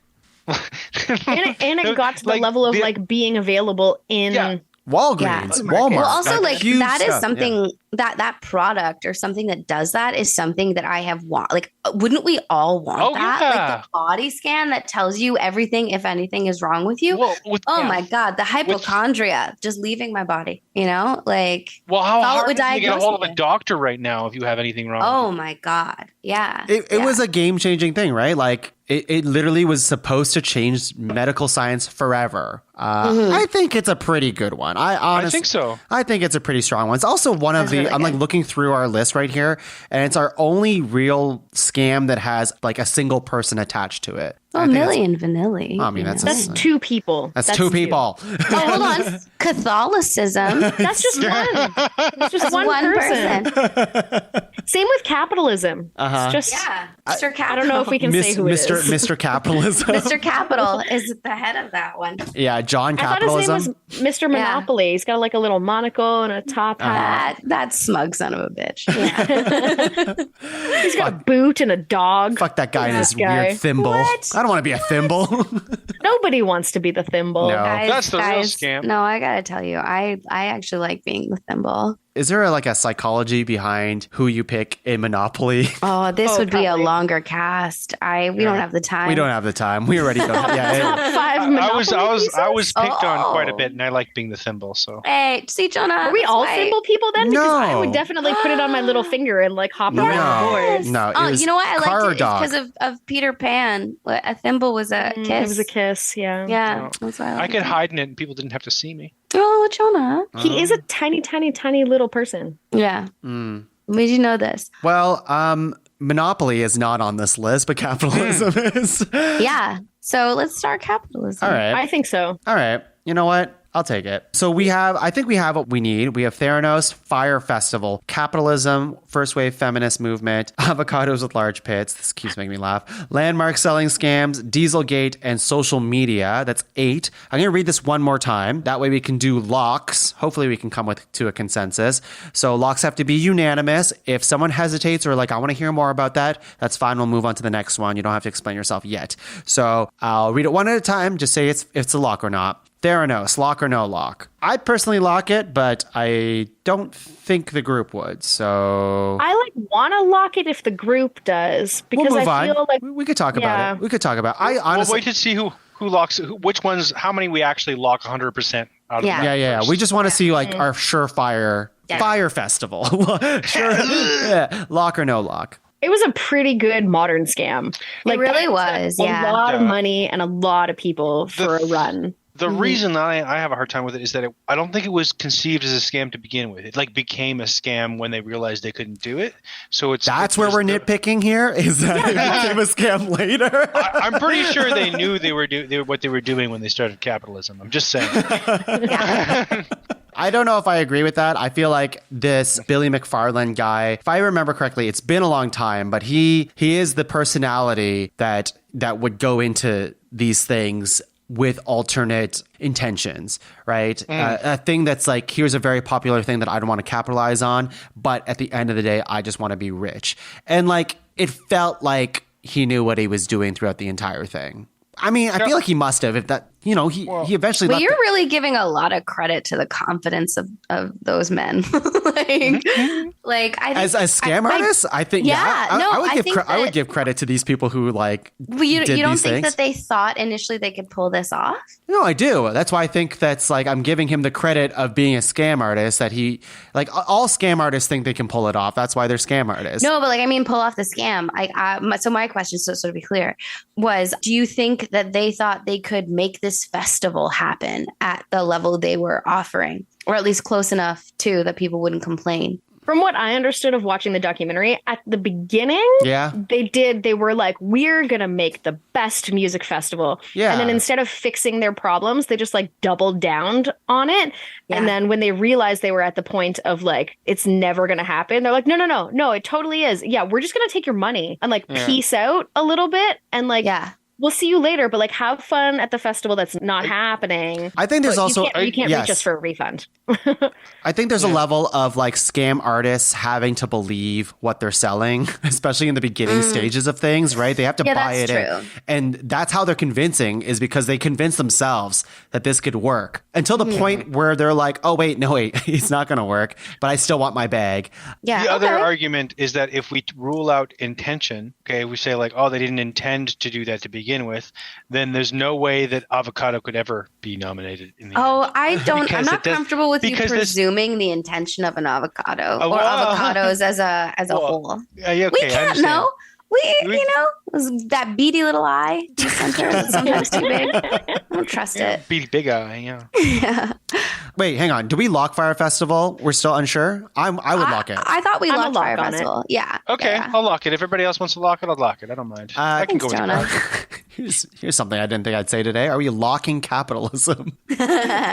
here's the thing, and I think it's time to be like pragmatic about some of my nominations, is capitalism is the root of most of these scams. So I think we would get into a fun little trap where we'd be forced into like a corner of saying capitalism is potential and like, is the winner. Is the winner. Yeah. And I don't think we need to do that to ourselves as much as I want that. And as much as normally that is my game plan, listeners. Yeah. I don't want to do that today because there are some far more interesting things to discuss. I wonder if this list is just presented by capitalism. Yeah, exactly. Right. Like that's kind of the thing. Yeah. So I'm going to be like the biggest person ever and concede capitalism is the lock. How gracious of you to introduce. This hubris is brought to you by COVID. Yeah, you introduced this problem just so you could be graceful about saying it. You know, I am nothing if not magnanimous and humble. Thank you, man. I think I agree with you. I think it's fun. Laura had a big laugh when I told her about it on our break here. And she's like, thanks, Laura. That's a good one. And I'm like, you're part of this. Vic, you are in cahoots here. But I do think it's definitely such a huge overarching theme across basically all of these that it's hard. It just would have to be number one, you know? Yeah. In that sense. Yeah. So yeah. It's like a win, but I'm offering it up. Thank you. Yes. Very humble. First wave feminist movement. Lock or no lock? That's a lock for me. Yeah. I'd lock that one.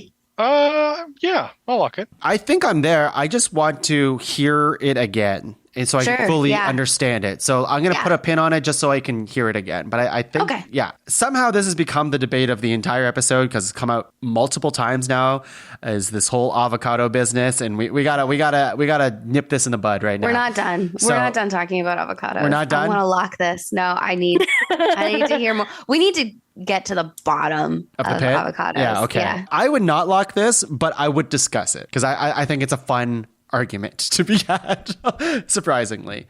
Jonah, thoughts? I'm in a similar boat, but I do think that if you look at the rest of the list and there is nothing fun, and we've discussed a lot of fun things in this episode, it would be a shame not to include a little bit of fun. I do that. It's the only like non-human scam that's out here, and it's kind of nice to know that like we're not the only troublemakers in the world, that there are other things that are also kind of like a little bit scheming. Like I like to think that the avocado plant is like, haha, got them when they make one with a large pit. I think so too. I think the avocado family's gonna read the newspaper and be like, you know, did you see we made top 5? You know, tell the little avocado kids. Got them again, guys.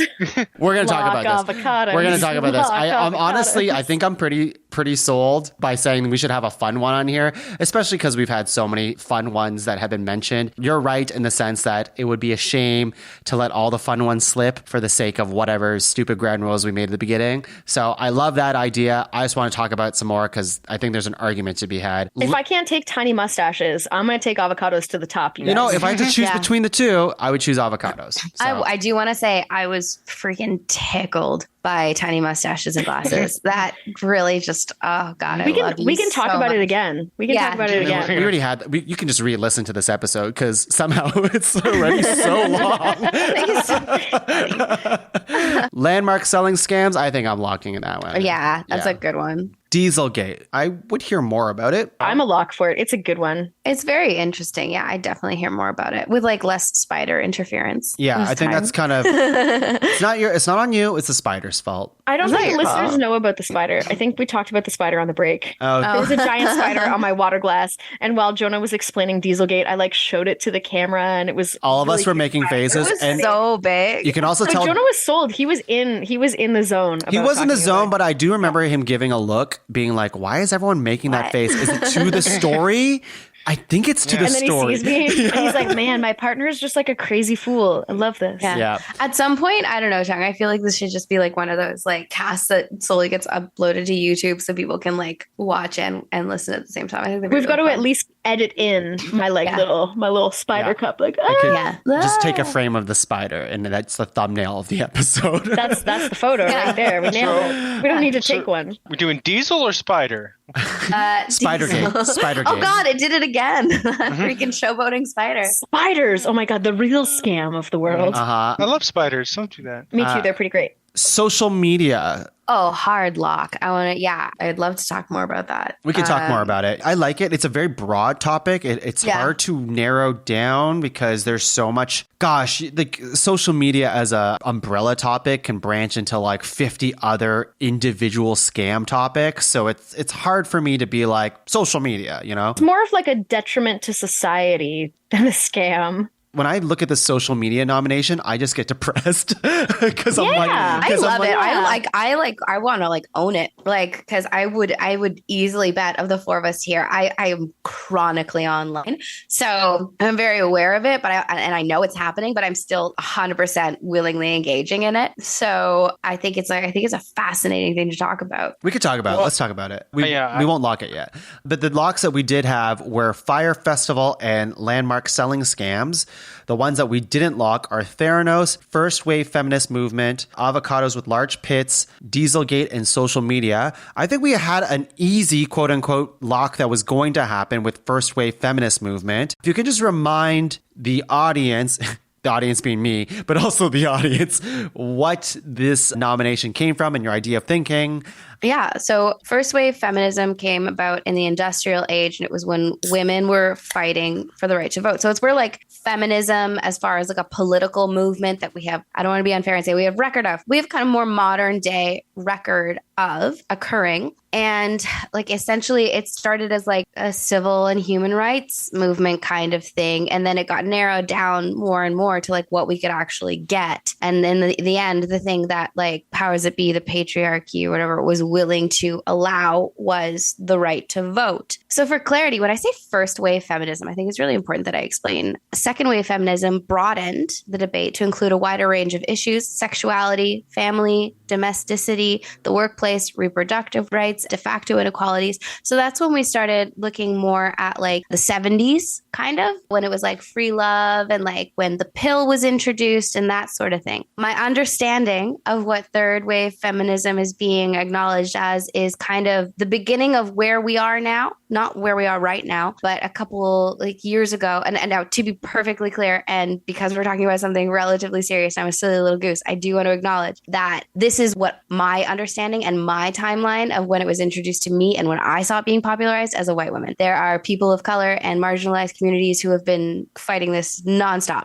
So this is my timeline as I understand it, or a timeline that is recorded in popular history, which we know is skewed. So third wave feminism, where we currently kind of are, is where we see things like Black Lives Matter, trans rights, and those kinds of things, where we look at the world as a broader thing as opposed to just our communities. Because typically speaking, when we say like communities, the women or the marginalized community with the loudest voice, because of its proximity to the patriarchy, is white women. It has expanded slowly over bigger issues with, first, second, and then third wave feminism. Please write in if I got any of that wrong and tell Tuong about it. He'll pass it on. I would. Yeah. So why I'm calling it a scam, first wave specifically, is because of everything that was left behind.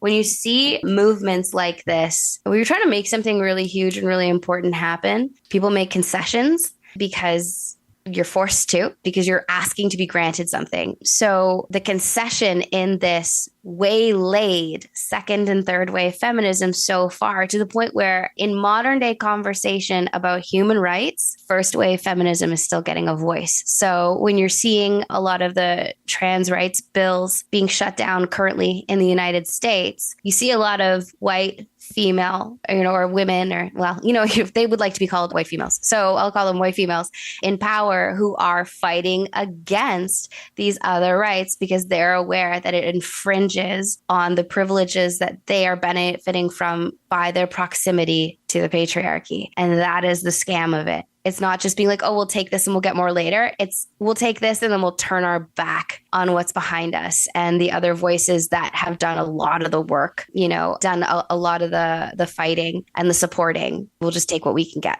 I'm sold. We're locking it. Cool. Thank you. Let's do it. Yeah, that was very eloquently spoken, Vic. Thank you. That was very, very good. Hope so. I'm going to listen back. I thought it was really, I was all ears on that. I thought that was great. It just feels so weird to go from all of that. Listen to me talk about something serious. Well, that too. That is always a mind boggle to me. but going from that to now, I'm going to pivot us to this avocado talk. So the history of the avocado. Let's talk about it. To us. First wave avocados. Yeah. They were just like setting the stage for the second wave avocados. You were really taking the blame here. All right. The reason why I want to bring avocados up as our next point of topic, because right now we have a lot of good things starred, but because of what You're Jonah... saying avocados aren't good? Well, no, hang on. I'm going to say it. Because Jonah implanted in my head that we should have something fun on this list, and I do agree, I am willing to put the avocados on this list with further discussion about this scam. Mostly, Jess, that out of all of the avocado scams that can happen, is really the pit the most scammy part of it? Yeah. I think so, because it's the only part that like you can't tell until once you've gotten inside it. Like you can't do anything about it either. Yeah, you're at the grocery store, you squeeze an avocado, you're like, that one's too ripe, it's not for me. This one's too firm, it's not ready yet, and I want an avocado today. You get the one that's like, oh, this is the perfect avocado, I'm gonna eat it today, it's gonna be so amazing. And you cut into it and it's 90% pit. Yeah. Like there's just no fighting that. That is a scam of nature. More than the ripeness. Here's why I want to say it's worse than the ripeness, because you will cut your avocado and you'll see the flesh and you'll be like, chef kiss. Yum. Perfect. You're going to be some freaking guac. I'm going to eat you with a chip. And then you turn it and you open it. And the slow pull. There's enough for one fucking chip. Yeah. In that fruit. And it was probably $6. 7 if you shop at Luloff. Yeah. Oh God. If you pay for it. 40-11, right? I can't believe I didn't share this tip with you, but most of the ones that have big pits are round. I have noticed this trend as well. Yeah. This trend. You know what? Let's not discriminate. I'm just saying, it's still a scam, but I'm beginning to see through their shit. Yeah. Yeah. Because the pit can't get in the way of the head. No, is the bigger scam that we can't do anything with the pit? Like in a perfect world. You can grow an avocado plant. Oh, a little bit of greens for your apartment. Sometimes I let my dog chase it around a little, and then I take it away because I would love if we can take the pit and turn it into like a smoothie or like, throw it in a fucking stir fry or something like that. You know what, Tongue? You do whatever you want with that pit. I'm trying to agree with your point here on why the big pit is bad. I'm trying to support your endeavors. Uh-huh. I mean, capitalism's running pretty hard. I'm sure we're going to come up with some really creative uses for the avocado pit. The biggest scam, I would agree with the biggest scam being like, why is fucking avocado so expensive? That is because because of capitalism. Well, you can't grow if you swallow it, when you poop it out, it will tell you everything that is wrong with you. Oh, great! Brings us right back to Theranos. Yeah, it's so we can cut the number Theranos. one thing wrong with you if you do that is that you swallowed an avocado pit hole. Honestly, I'm a little surprised that we locked avocados over like tiny glasses and tiny disguises and little mustaches. Like that I thought was going to be a bigger hit of a scam than avocados. I guess I've never thought of the tiny glasses and mustaches scam beyond Superman.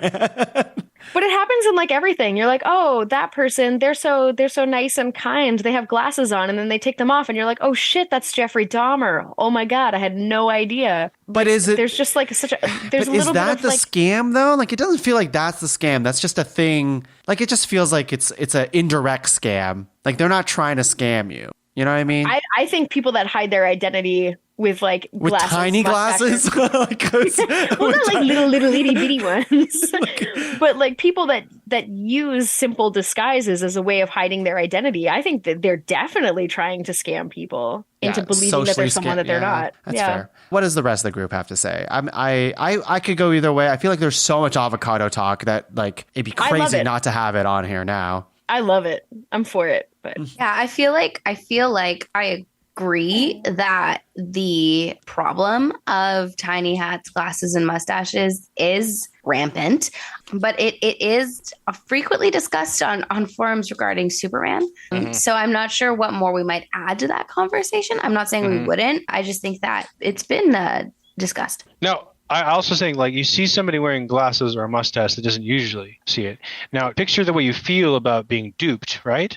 Now, picture opening an avocado with a pit. And how ripe is that feeling? Like, how much ire do you get? How badly have you been scammed by that avocado as opposed to those glasses? Much stronger. I feel I'd say I'm an avocado. Way more scammed out of avocados. Yeah, that's valid. Yeah. And Thank again, you. for the Thank record, you. and we're going to lock this, again, for the record, I would have taken avocados as a whole nomination and included all of this other stuff. But for today's list, it's just the pits that we're talking about. We can throw in those other things that you have problems with avocados as like subsidiaries. A subsidiary. Honorable mentions, maybe? Yeah, those are honorable mentions. Each one is an honorable mention.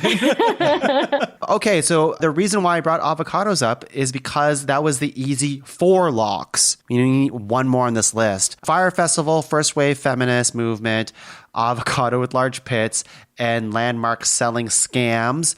The other ones that are starred but aren't locked, and we need one more, Theranos, Dieselgate, and social media. I would for sure lock Dieselgate. I would love to hear some of that again. You don't have to go into the whole thing, Jonah, but if you want to do a summation of what you said, plus whatever little extra sauce you had cook in your brain.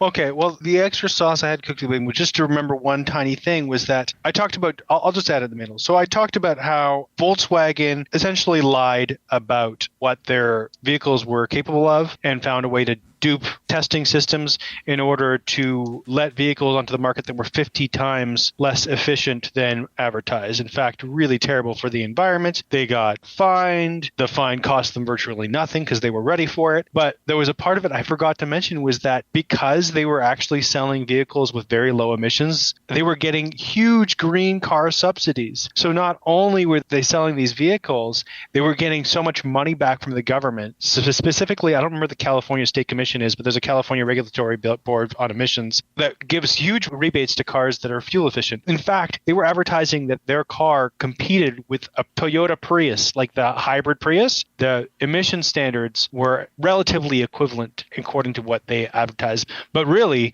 it was about as equivalent as 50 Priuses. And it affected over 1 million cars worldwide. In fact, Volkswagen's not the only company to have done this. They're the company that manufactured the part, the defeat device that I was talking about that tricks the testing system. Now, they also use that part and purportedly put it into BMWs and Mercedes and Porsche. So Porsche makes sense because Porsche was one of the founders of Volkswagen in the 1940s. But essentially, the relation there was the ties are quite deep with the origin of the German government and also the capitalist structures of the automotive industry in Europe. So I mentioned that it was Volkswagen, really it ran further. And some of those cars that were mentioned are still on the road today. They still exist. You're still allowed to drive them, especially in Europe, where the emission standards, you basically grandfathered permits for vehicles that were part of that scandal, and you were allowed to drive them today. Yeah, that one's pretty big. Yeah, that one's pretty big. Honestly, between the last ones that we have here, I would lean Theranos or Dieselgate. I think I'd be cool with either one. I think there's a case for either one, honestly. Social media, I would lean to cut just because it's such a big one that I feel like it's too broad of a topic for me to really like. I agree. it's just avocado pits are so specific. Yeah, that's it. That's exactly. Social media is too It's vague. just too big. I do want to say I do acknowledge we have not revisited Catholicism. I was going to We didn't say. start it, Christianity. though. Yeah. And I'm wondering, maybe is the Pope got you guys in a pocket, or like what's going on? You guys are real. I miss it from this list because I think that a lot of people take it and abuse it for something that it wasn't necessarily originally intended to be, to benefit themselves or their communities by taking advantage of other people that like genuinely feel the good-natured spirit, as it were, of the religion, of the movement, and like get the negative out of it to financially gain from people. Like it truly does feel like there's a lot of right-wing Christianity that is just out to scam people. Yeah, I'm glad. I can't remember. It was it Jonah or Jess who mentioned current Southern like baptism and the mega churches in the States. And even if you look at, so like under Christianity, when you look at like healing scams and how crazy those are, where it's basically a Theranos situation where, you know, some preacher or some healer will take your money and say like, you can walk now or whatever. The basis of this faith has been used to justify so many wars and abuses and human rights violations and just everyday BS and laws. There are many governments. Well, I don't want to say many. There's what I'm thinking of. The United States has "In God We Trust" on their money, and there's supposed to be a separation of church and state, but there isn't very clearly. It's insidious. And it affects, like I said, it affects every single one of us unless we live in a cultural bubble where literally our date, like the year we are like globally acknowledged living in, is based on this faith system. And I do say that unless you live in a cultural bubble, because I recognize there are different New Year's and ways of accounting for time. Even people that follow other calendars still have to relate to societies that do. Like, your banking is done on this, you know, that kind of thing. Your flights, everything else. I don't disagree with anything you're saying per se. It's such a tricky one because I also think it's a very broad topic, and I also I also feel very like, as fun as the nomination is and to discuss it, and I think you guys all brought very valid points just now. It just feels weird to put Christianity on a list of top 5 real world scams. Where, like, honestly, like Jonah said before, I have a lot of friends who are Christian. I don't really subscribe to like that religion or anything, like, to be honest with you, but like, I don't feel comfortable with putting out, even on this website who's been doing comedy forever and all this stupid like fun stuff, when someone reads our list, because there's a lot of people out there who just like, okay, I'm going to just read the list, and they see Christianity and they don't even listen to this podcast. So there's a lot of a discussion totally to be had, and I don't want that. That is entirely fair. So I will say, for the people who've listened to the cast, it can be, we don't have to put it on our top 5 list at all. But for those who are listening to the cast and have concerns about this, I was raised Roman Catholic. I had more like Roman Catholic classes through my formal education than I did math or science. And I went to a number of different churches growing up, everywhere from Roman Catholicism to Pentecostal and Baptist and all those kinds of things. So if you're offended by me taking the piss out of it, I appreciate your frustration. I respect your faith. It is also my life experience. So I'm doing it good naturedly, and I'm poking fun at something that I had participated in. Totally. So don't direct any frustration at anyone who's not willing to take it or shouldn't take it. You can follow me at Tuong La on Instagram. Direct any anger into my direct message. And I will say, in Vic's defense, like we always say, she's on the podcast and you, the audience, aren't. So fuck you. So fuck you. I have, and I mean, all that being said, the point of that is I have every right to mock this institution. Yeah. I also think that what we're talking about when we're talking about Christianity in the sense of top 5 scams is the people that are using it as a platform to scam people out of something, out of money, out of time, out of service, out of whatever. So I think that's why I think that is more what we're 100%. Oh, I have friends who are wonderful Christians who live their lives in a, you know, as they say, like a God-fearing or God-respecting way, who are very good people and do not abuse the tenets of the faith. So if you feel like I'm making fun of you, why? Why do you feel that way? Why is this hurting your feelings? Are you taking advantage of something? Am I talking about you when I talk about abuse of faith? Do you feel hurt? Are you feeling I'm sorry to add to something, but I think that you're talking about all the wrongdoings of the Catholic Church in particular. I think that because we live in Canada, regardless of where you live, it'd be important to also mention the abuses suffered by Indigenous people at their hands through the residential school system and other systems as well. So I just didn't want that to be glossed over if we're talking about Catholicism in Canada. Not that I'm saying that we should add this on the top 5 list at the end, but it will be ridiculous not to mention that in the context that we have knowledge about. Yeah, thank you, Jonah. I think that's really... I appreciate that. Yeah, Jonah, it was in my mental notes to bring up, and I'm really glad that you brought it up. Thank you. This has all been really good discussion, honestly. I think it's been really, really surprising. I didn't think we'd get into this today, but I think in my head, I would have felt more comfortable for this this list, Real World Scams, because the original conceit of the episode is we're going to tell specific stories about this. If you came in with a story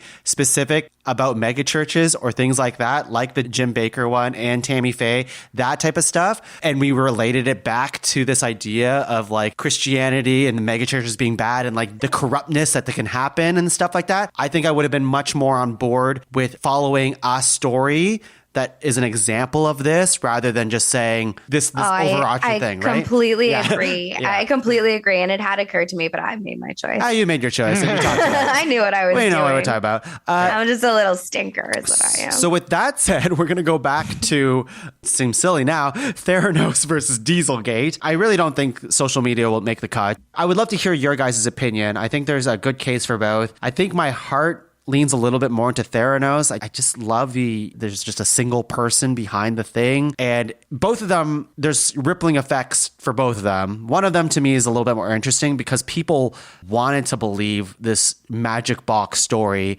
because people were blinded by it. They wanted the magic box that would solve everyone's health problems, right? And so we choose as a society and corporations, everyone's like, we're going to choose to ignore everything she's doing because it sounds great.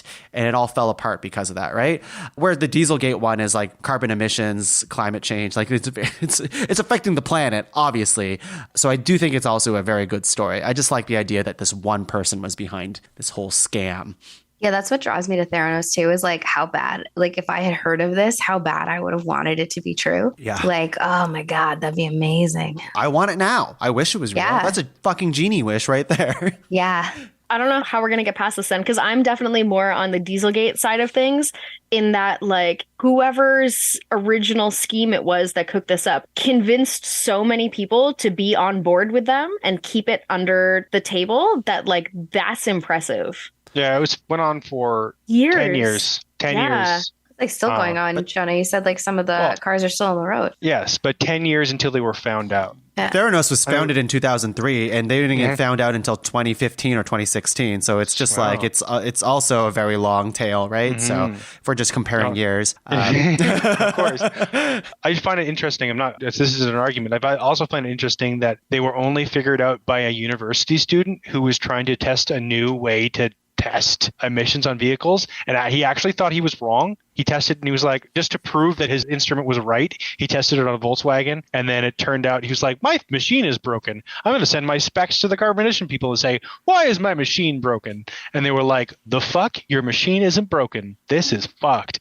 But anyway, that was just interesting. No, I think that is interesting. Yeah. The VW Dieselgate is also global, right? Like the Theranos thing is what happened in America.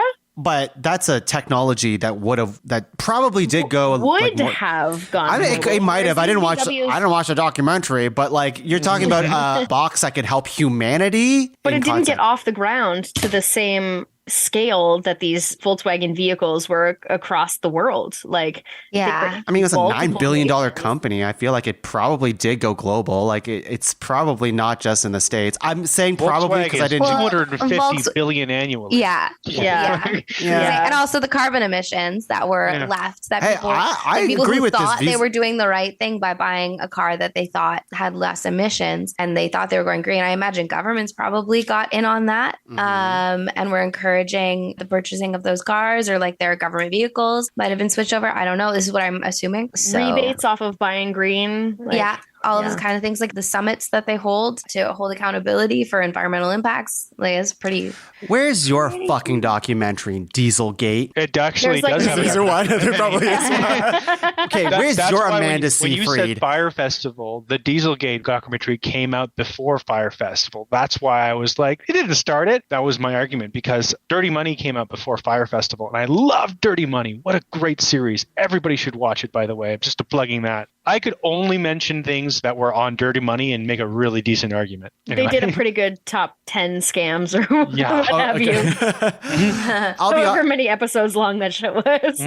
In the interest of time, I'm okay with either, to be honest with you. I already said my feelings on which one I prefer, but I mean, I don't think anyone's budging here, so I will do it.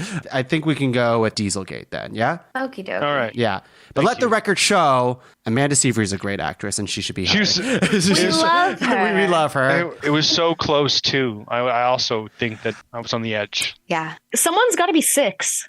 Someone's got There's to a be 6 6. on every top 5 list. And there is. And it's not tiny disguises, I'll tell you that. 7. There's a 7 on every top 5 list. We'll go, what's number 5 in this list here? Okay, I'm trying to remember what the top So 5 one. avocados, landmark, selling scams, Dieselgate, Fire Festival, first wave feminist movement. All right, we had our fun and games. It has to be avocados.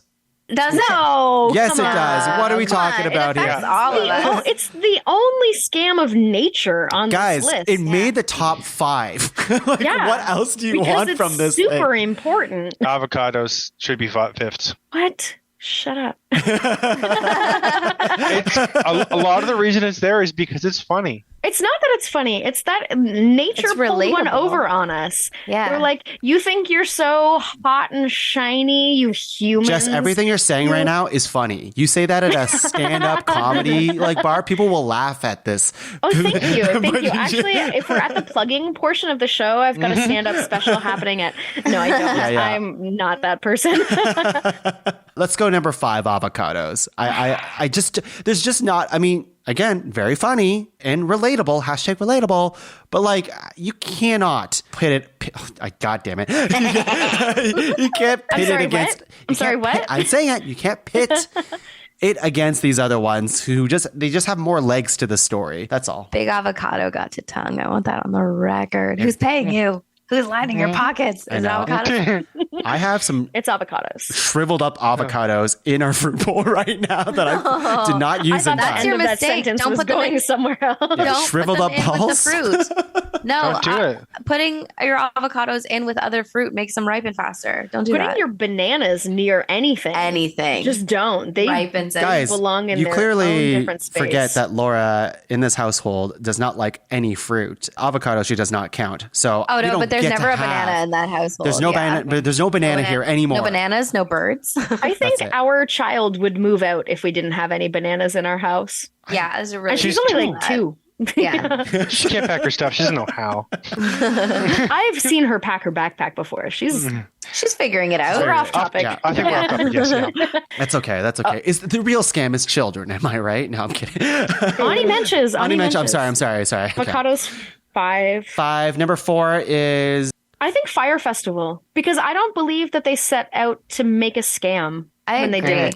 I think agree they with thought that they as could well. pull it off. I themselves. With good intention. They started with capitalistic I ideals. do not agree with that, but And I then do they went agree. into scam. I do not agree with what you're saying, but I do agree that it's number 4. Okay. Yeah, if you'll take that. I just think the history of not Ja Rule, because he's just Ja Rule, but the other guy is enough to think that this guy would come out for a scam, and that's how I feel. Number 3, what would that be? Dieselgate? I think Yeah. I'm leaning towards Dieselgate too. Yeah, Yeah. we debated that one well enough. Yeah. Dieselgate. I don't think it would be a top 2. Yeah. The last 2 is landmark selling scams and first wave feminist movement.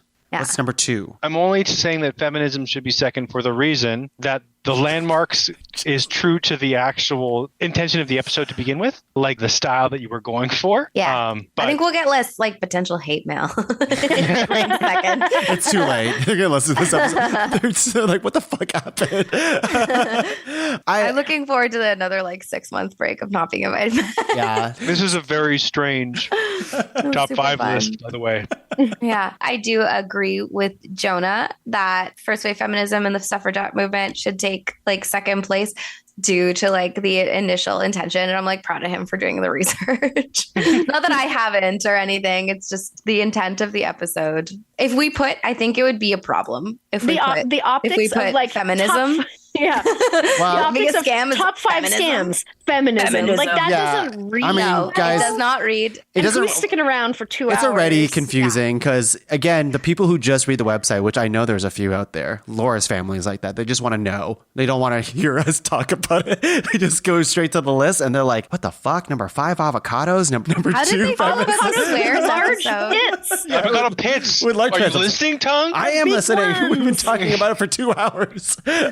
Correct ratio. No, Yeah. I Yeah. agree, and I'm very comfortable with All right, let's do it. that result. Let's see what we came. You know what? I'm just proud that we came up with a top 5. Like we were able to come with consensus. So here we go. Number 5 is avocados with large pits. I want to be specific. Proportionately Because Jess will large kill me if I don't specify with large pits.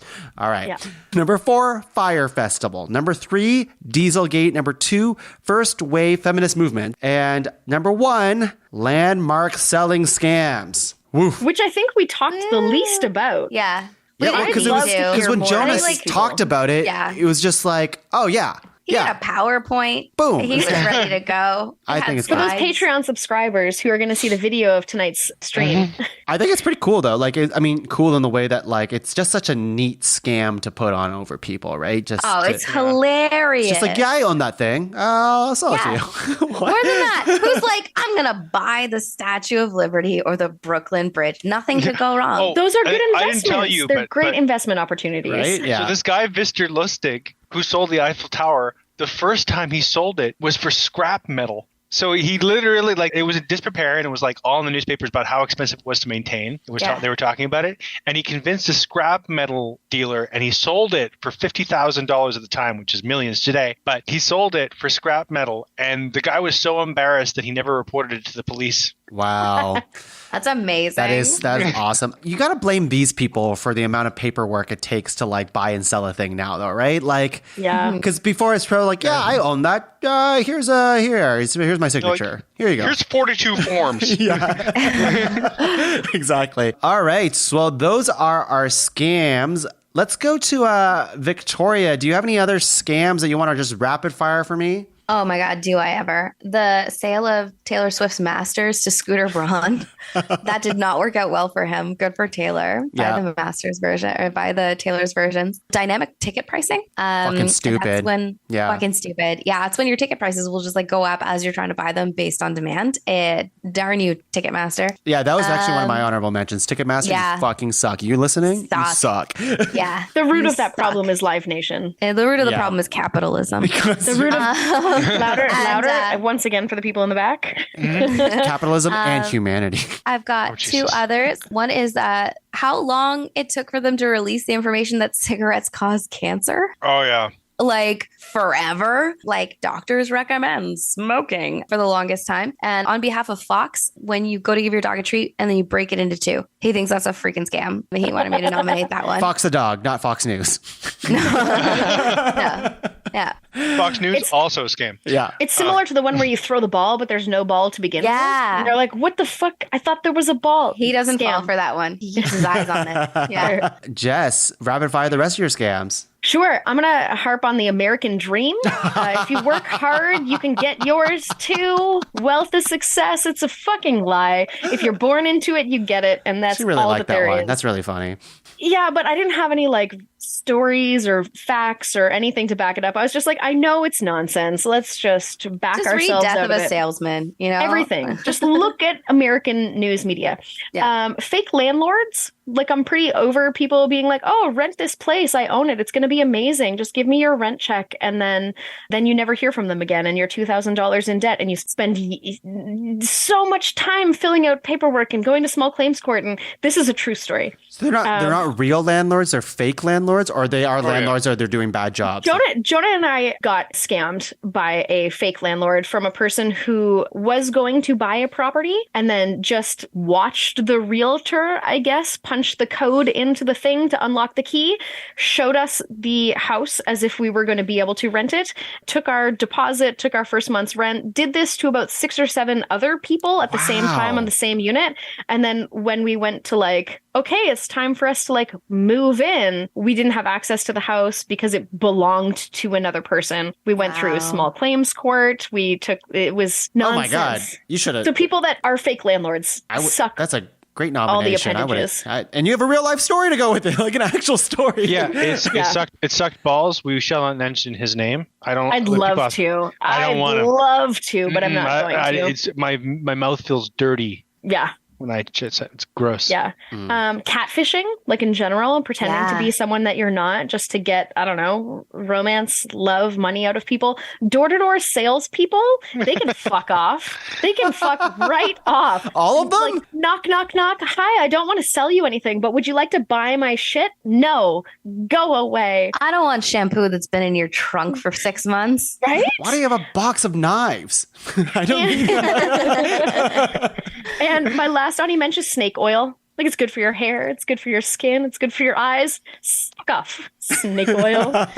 Great. Those are all my Ani mentions. Fantastic. You did not let me down on those. Jonah, what do you have? Well, the first one, I couldn't actually talk about scams at all without mentioning Charles Ponzi, who the Ponzi scheme is actually named afterwards. Very, very quickly, he first bought like stamp coupons in Spain and sold them to the U.S. because the exchange rate was so bad and made loads off of that. And then he just told people that they were going to get a return on their investment and then paid them with other people as he went along the scheme and got more and more people. He paid the first people, which is the origin of the pyramid scheme, so he should be mentioned. There's also this guy named Alves dos Reis, which I looked into, from Portugal, who printed, like, basically he tricked the Portuguese government into getting them to let him print money. So he printed money, he scammed them into getting to print money, and he printed way more than he was supposed to an extent that he caused an economic collapse and then a coup d'etat in Portugal. So very, very interesting dude. Then we've got the Hitler Diaries scam, which I'm not sure if you heard of, but the BBC was scammed for £4 million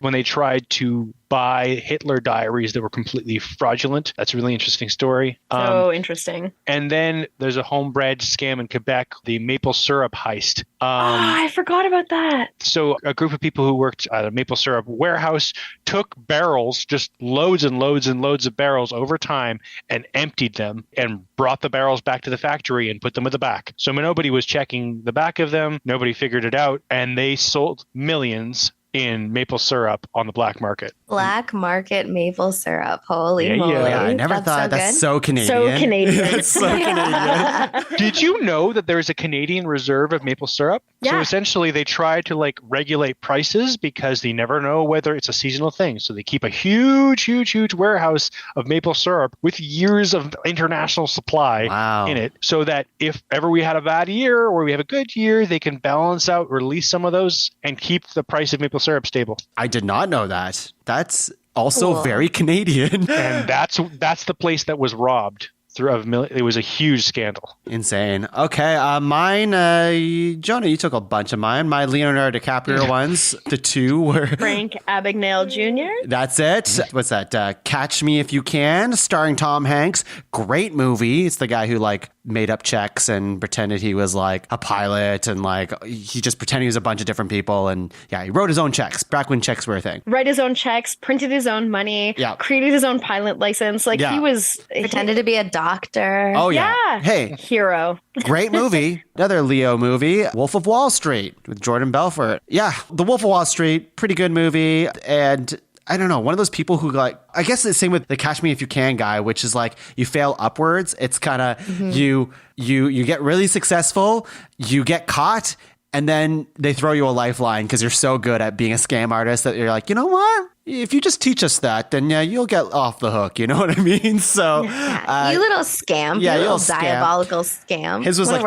show us our loophole. You want that a job? happened a lot in the early days of the internet when the scammers got recruited to hunt scammers. Yeah, exactly. So, that was a good one. Was the pump and dump one? Tongue, when you're done, I've got one. Yeah, tell me, do it. Nigerian princes. Oh, yeah, on the internet. Sure. The Yeah. Nigerian Catfishing. Okay. The old ones, yeah. I also have one more. Yeah, do it. Shout out to all the people who like fucked up those people during the GameStop thing, the whole GameStop thing. Yeah. Selling of the Those stock, nerds. and then the Reddit nerds who grouped together and like created chaos. Well, that's basically that's like the Wolf of Wall Street thing, right? You're buying low stocks, drive up the price, and then you sell them, right? So that's exactly what the pump and dump is. Mm-hmm. Yeah, I have another really. That's not what I thought pump and dump was, but I think that's what it is. Buy low stocks and sell all of it. I was thinking of something else, completely something else. Yeah, sexual. Jonah's like an NC-17. Yeah. Yeah. It's like During the last US election, Trump was holding rallies and you could just reserve tickets. And a bunch of teens and preteens and kids in the United States orchestrated via TikTok reserving all the seats so that his rallies were like frequently empty. Yeah. They were sold out and people couldn't buy the tickets. And so he'd show up to like empty stadiums. Wait, is this a positive scam? Oh yeah, it was amazing. This is a scam. So good. I'm so proud. That. I'm so proud of those preteens and teens. Like, those are the K-pop TikTok. Yeah. That's great. Yeah, we talked about the Jim Baker one. Billy Mitchell is a very famous gamer guy, arcade scammer who got the highest score in Donkey Kong, but he faked it. He used an emulator. Ooh, yeah. It's actually quite a big thing in the gaming community, but most people don't know who he is. Enron was a huge one. Madoff was a big one. Tim Donaghy, he's that referee he's a basketball referee who was betting on his own games and things like that. So that was an interesting one because other people would be like, hey, you should tell us what calls are going to be made. And he would just make the calls and like all that other stuff. So that was bad. And the last one that I thought was, I learned about this today and I thought it was really cool. There's a guy named Threaten. He's a metal singer. I'm not sure if anyone's heard of it. People equate him as the Tommy Wiseau of rock. And what I like about this guy is he's 29-year-old or something like that who is into rock music and he has a band and stuff like that and he didn't know how to get recognized. So he abused the internet by like creating fake promo of his world tour that was going to happen. And he got like fake footage of him playing in front of like sold out stadiums and like all of this like promotional material that like he just like photoshopped and whatever and made him look like a huge deal even though nobody knew who he was. And he started marketing around to like huge venues being like, hey, I can sell all these tickets. You're going to get a sold out show at your venue, whatever it is.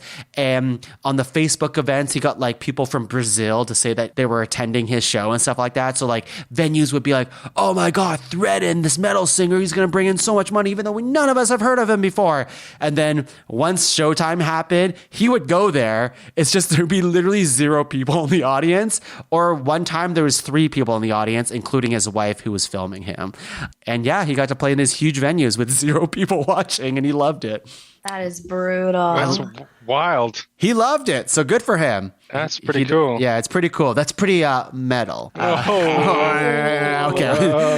Russian Olympic scam. Yes. Oh, yeah. The doping scandal for sure. Yeah.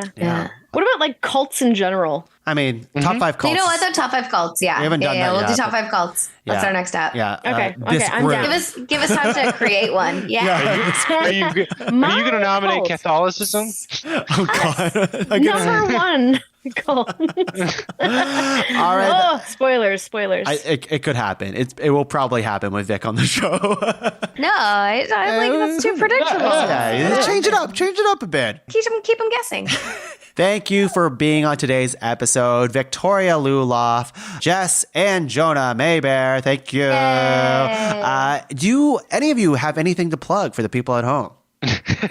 Radio silence. All of these creatives have nothing to plug. Anything. Not currently, no. My work has transitioned me. I'm a technical director of a theater now, so I just buy tickets, I guess. General arts, like go to theater. Go support the arts. Is that the plug here? Support the arts. Yeah, support the arts. Go see everything that you can that is not in the cinema but is in real life. Yeah. Also, you know what? Scam people. Take a little money from the rich.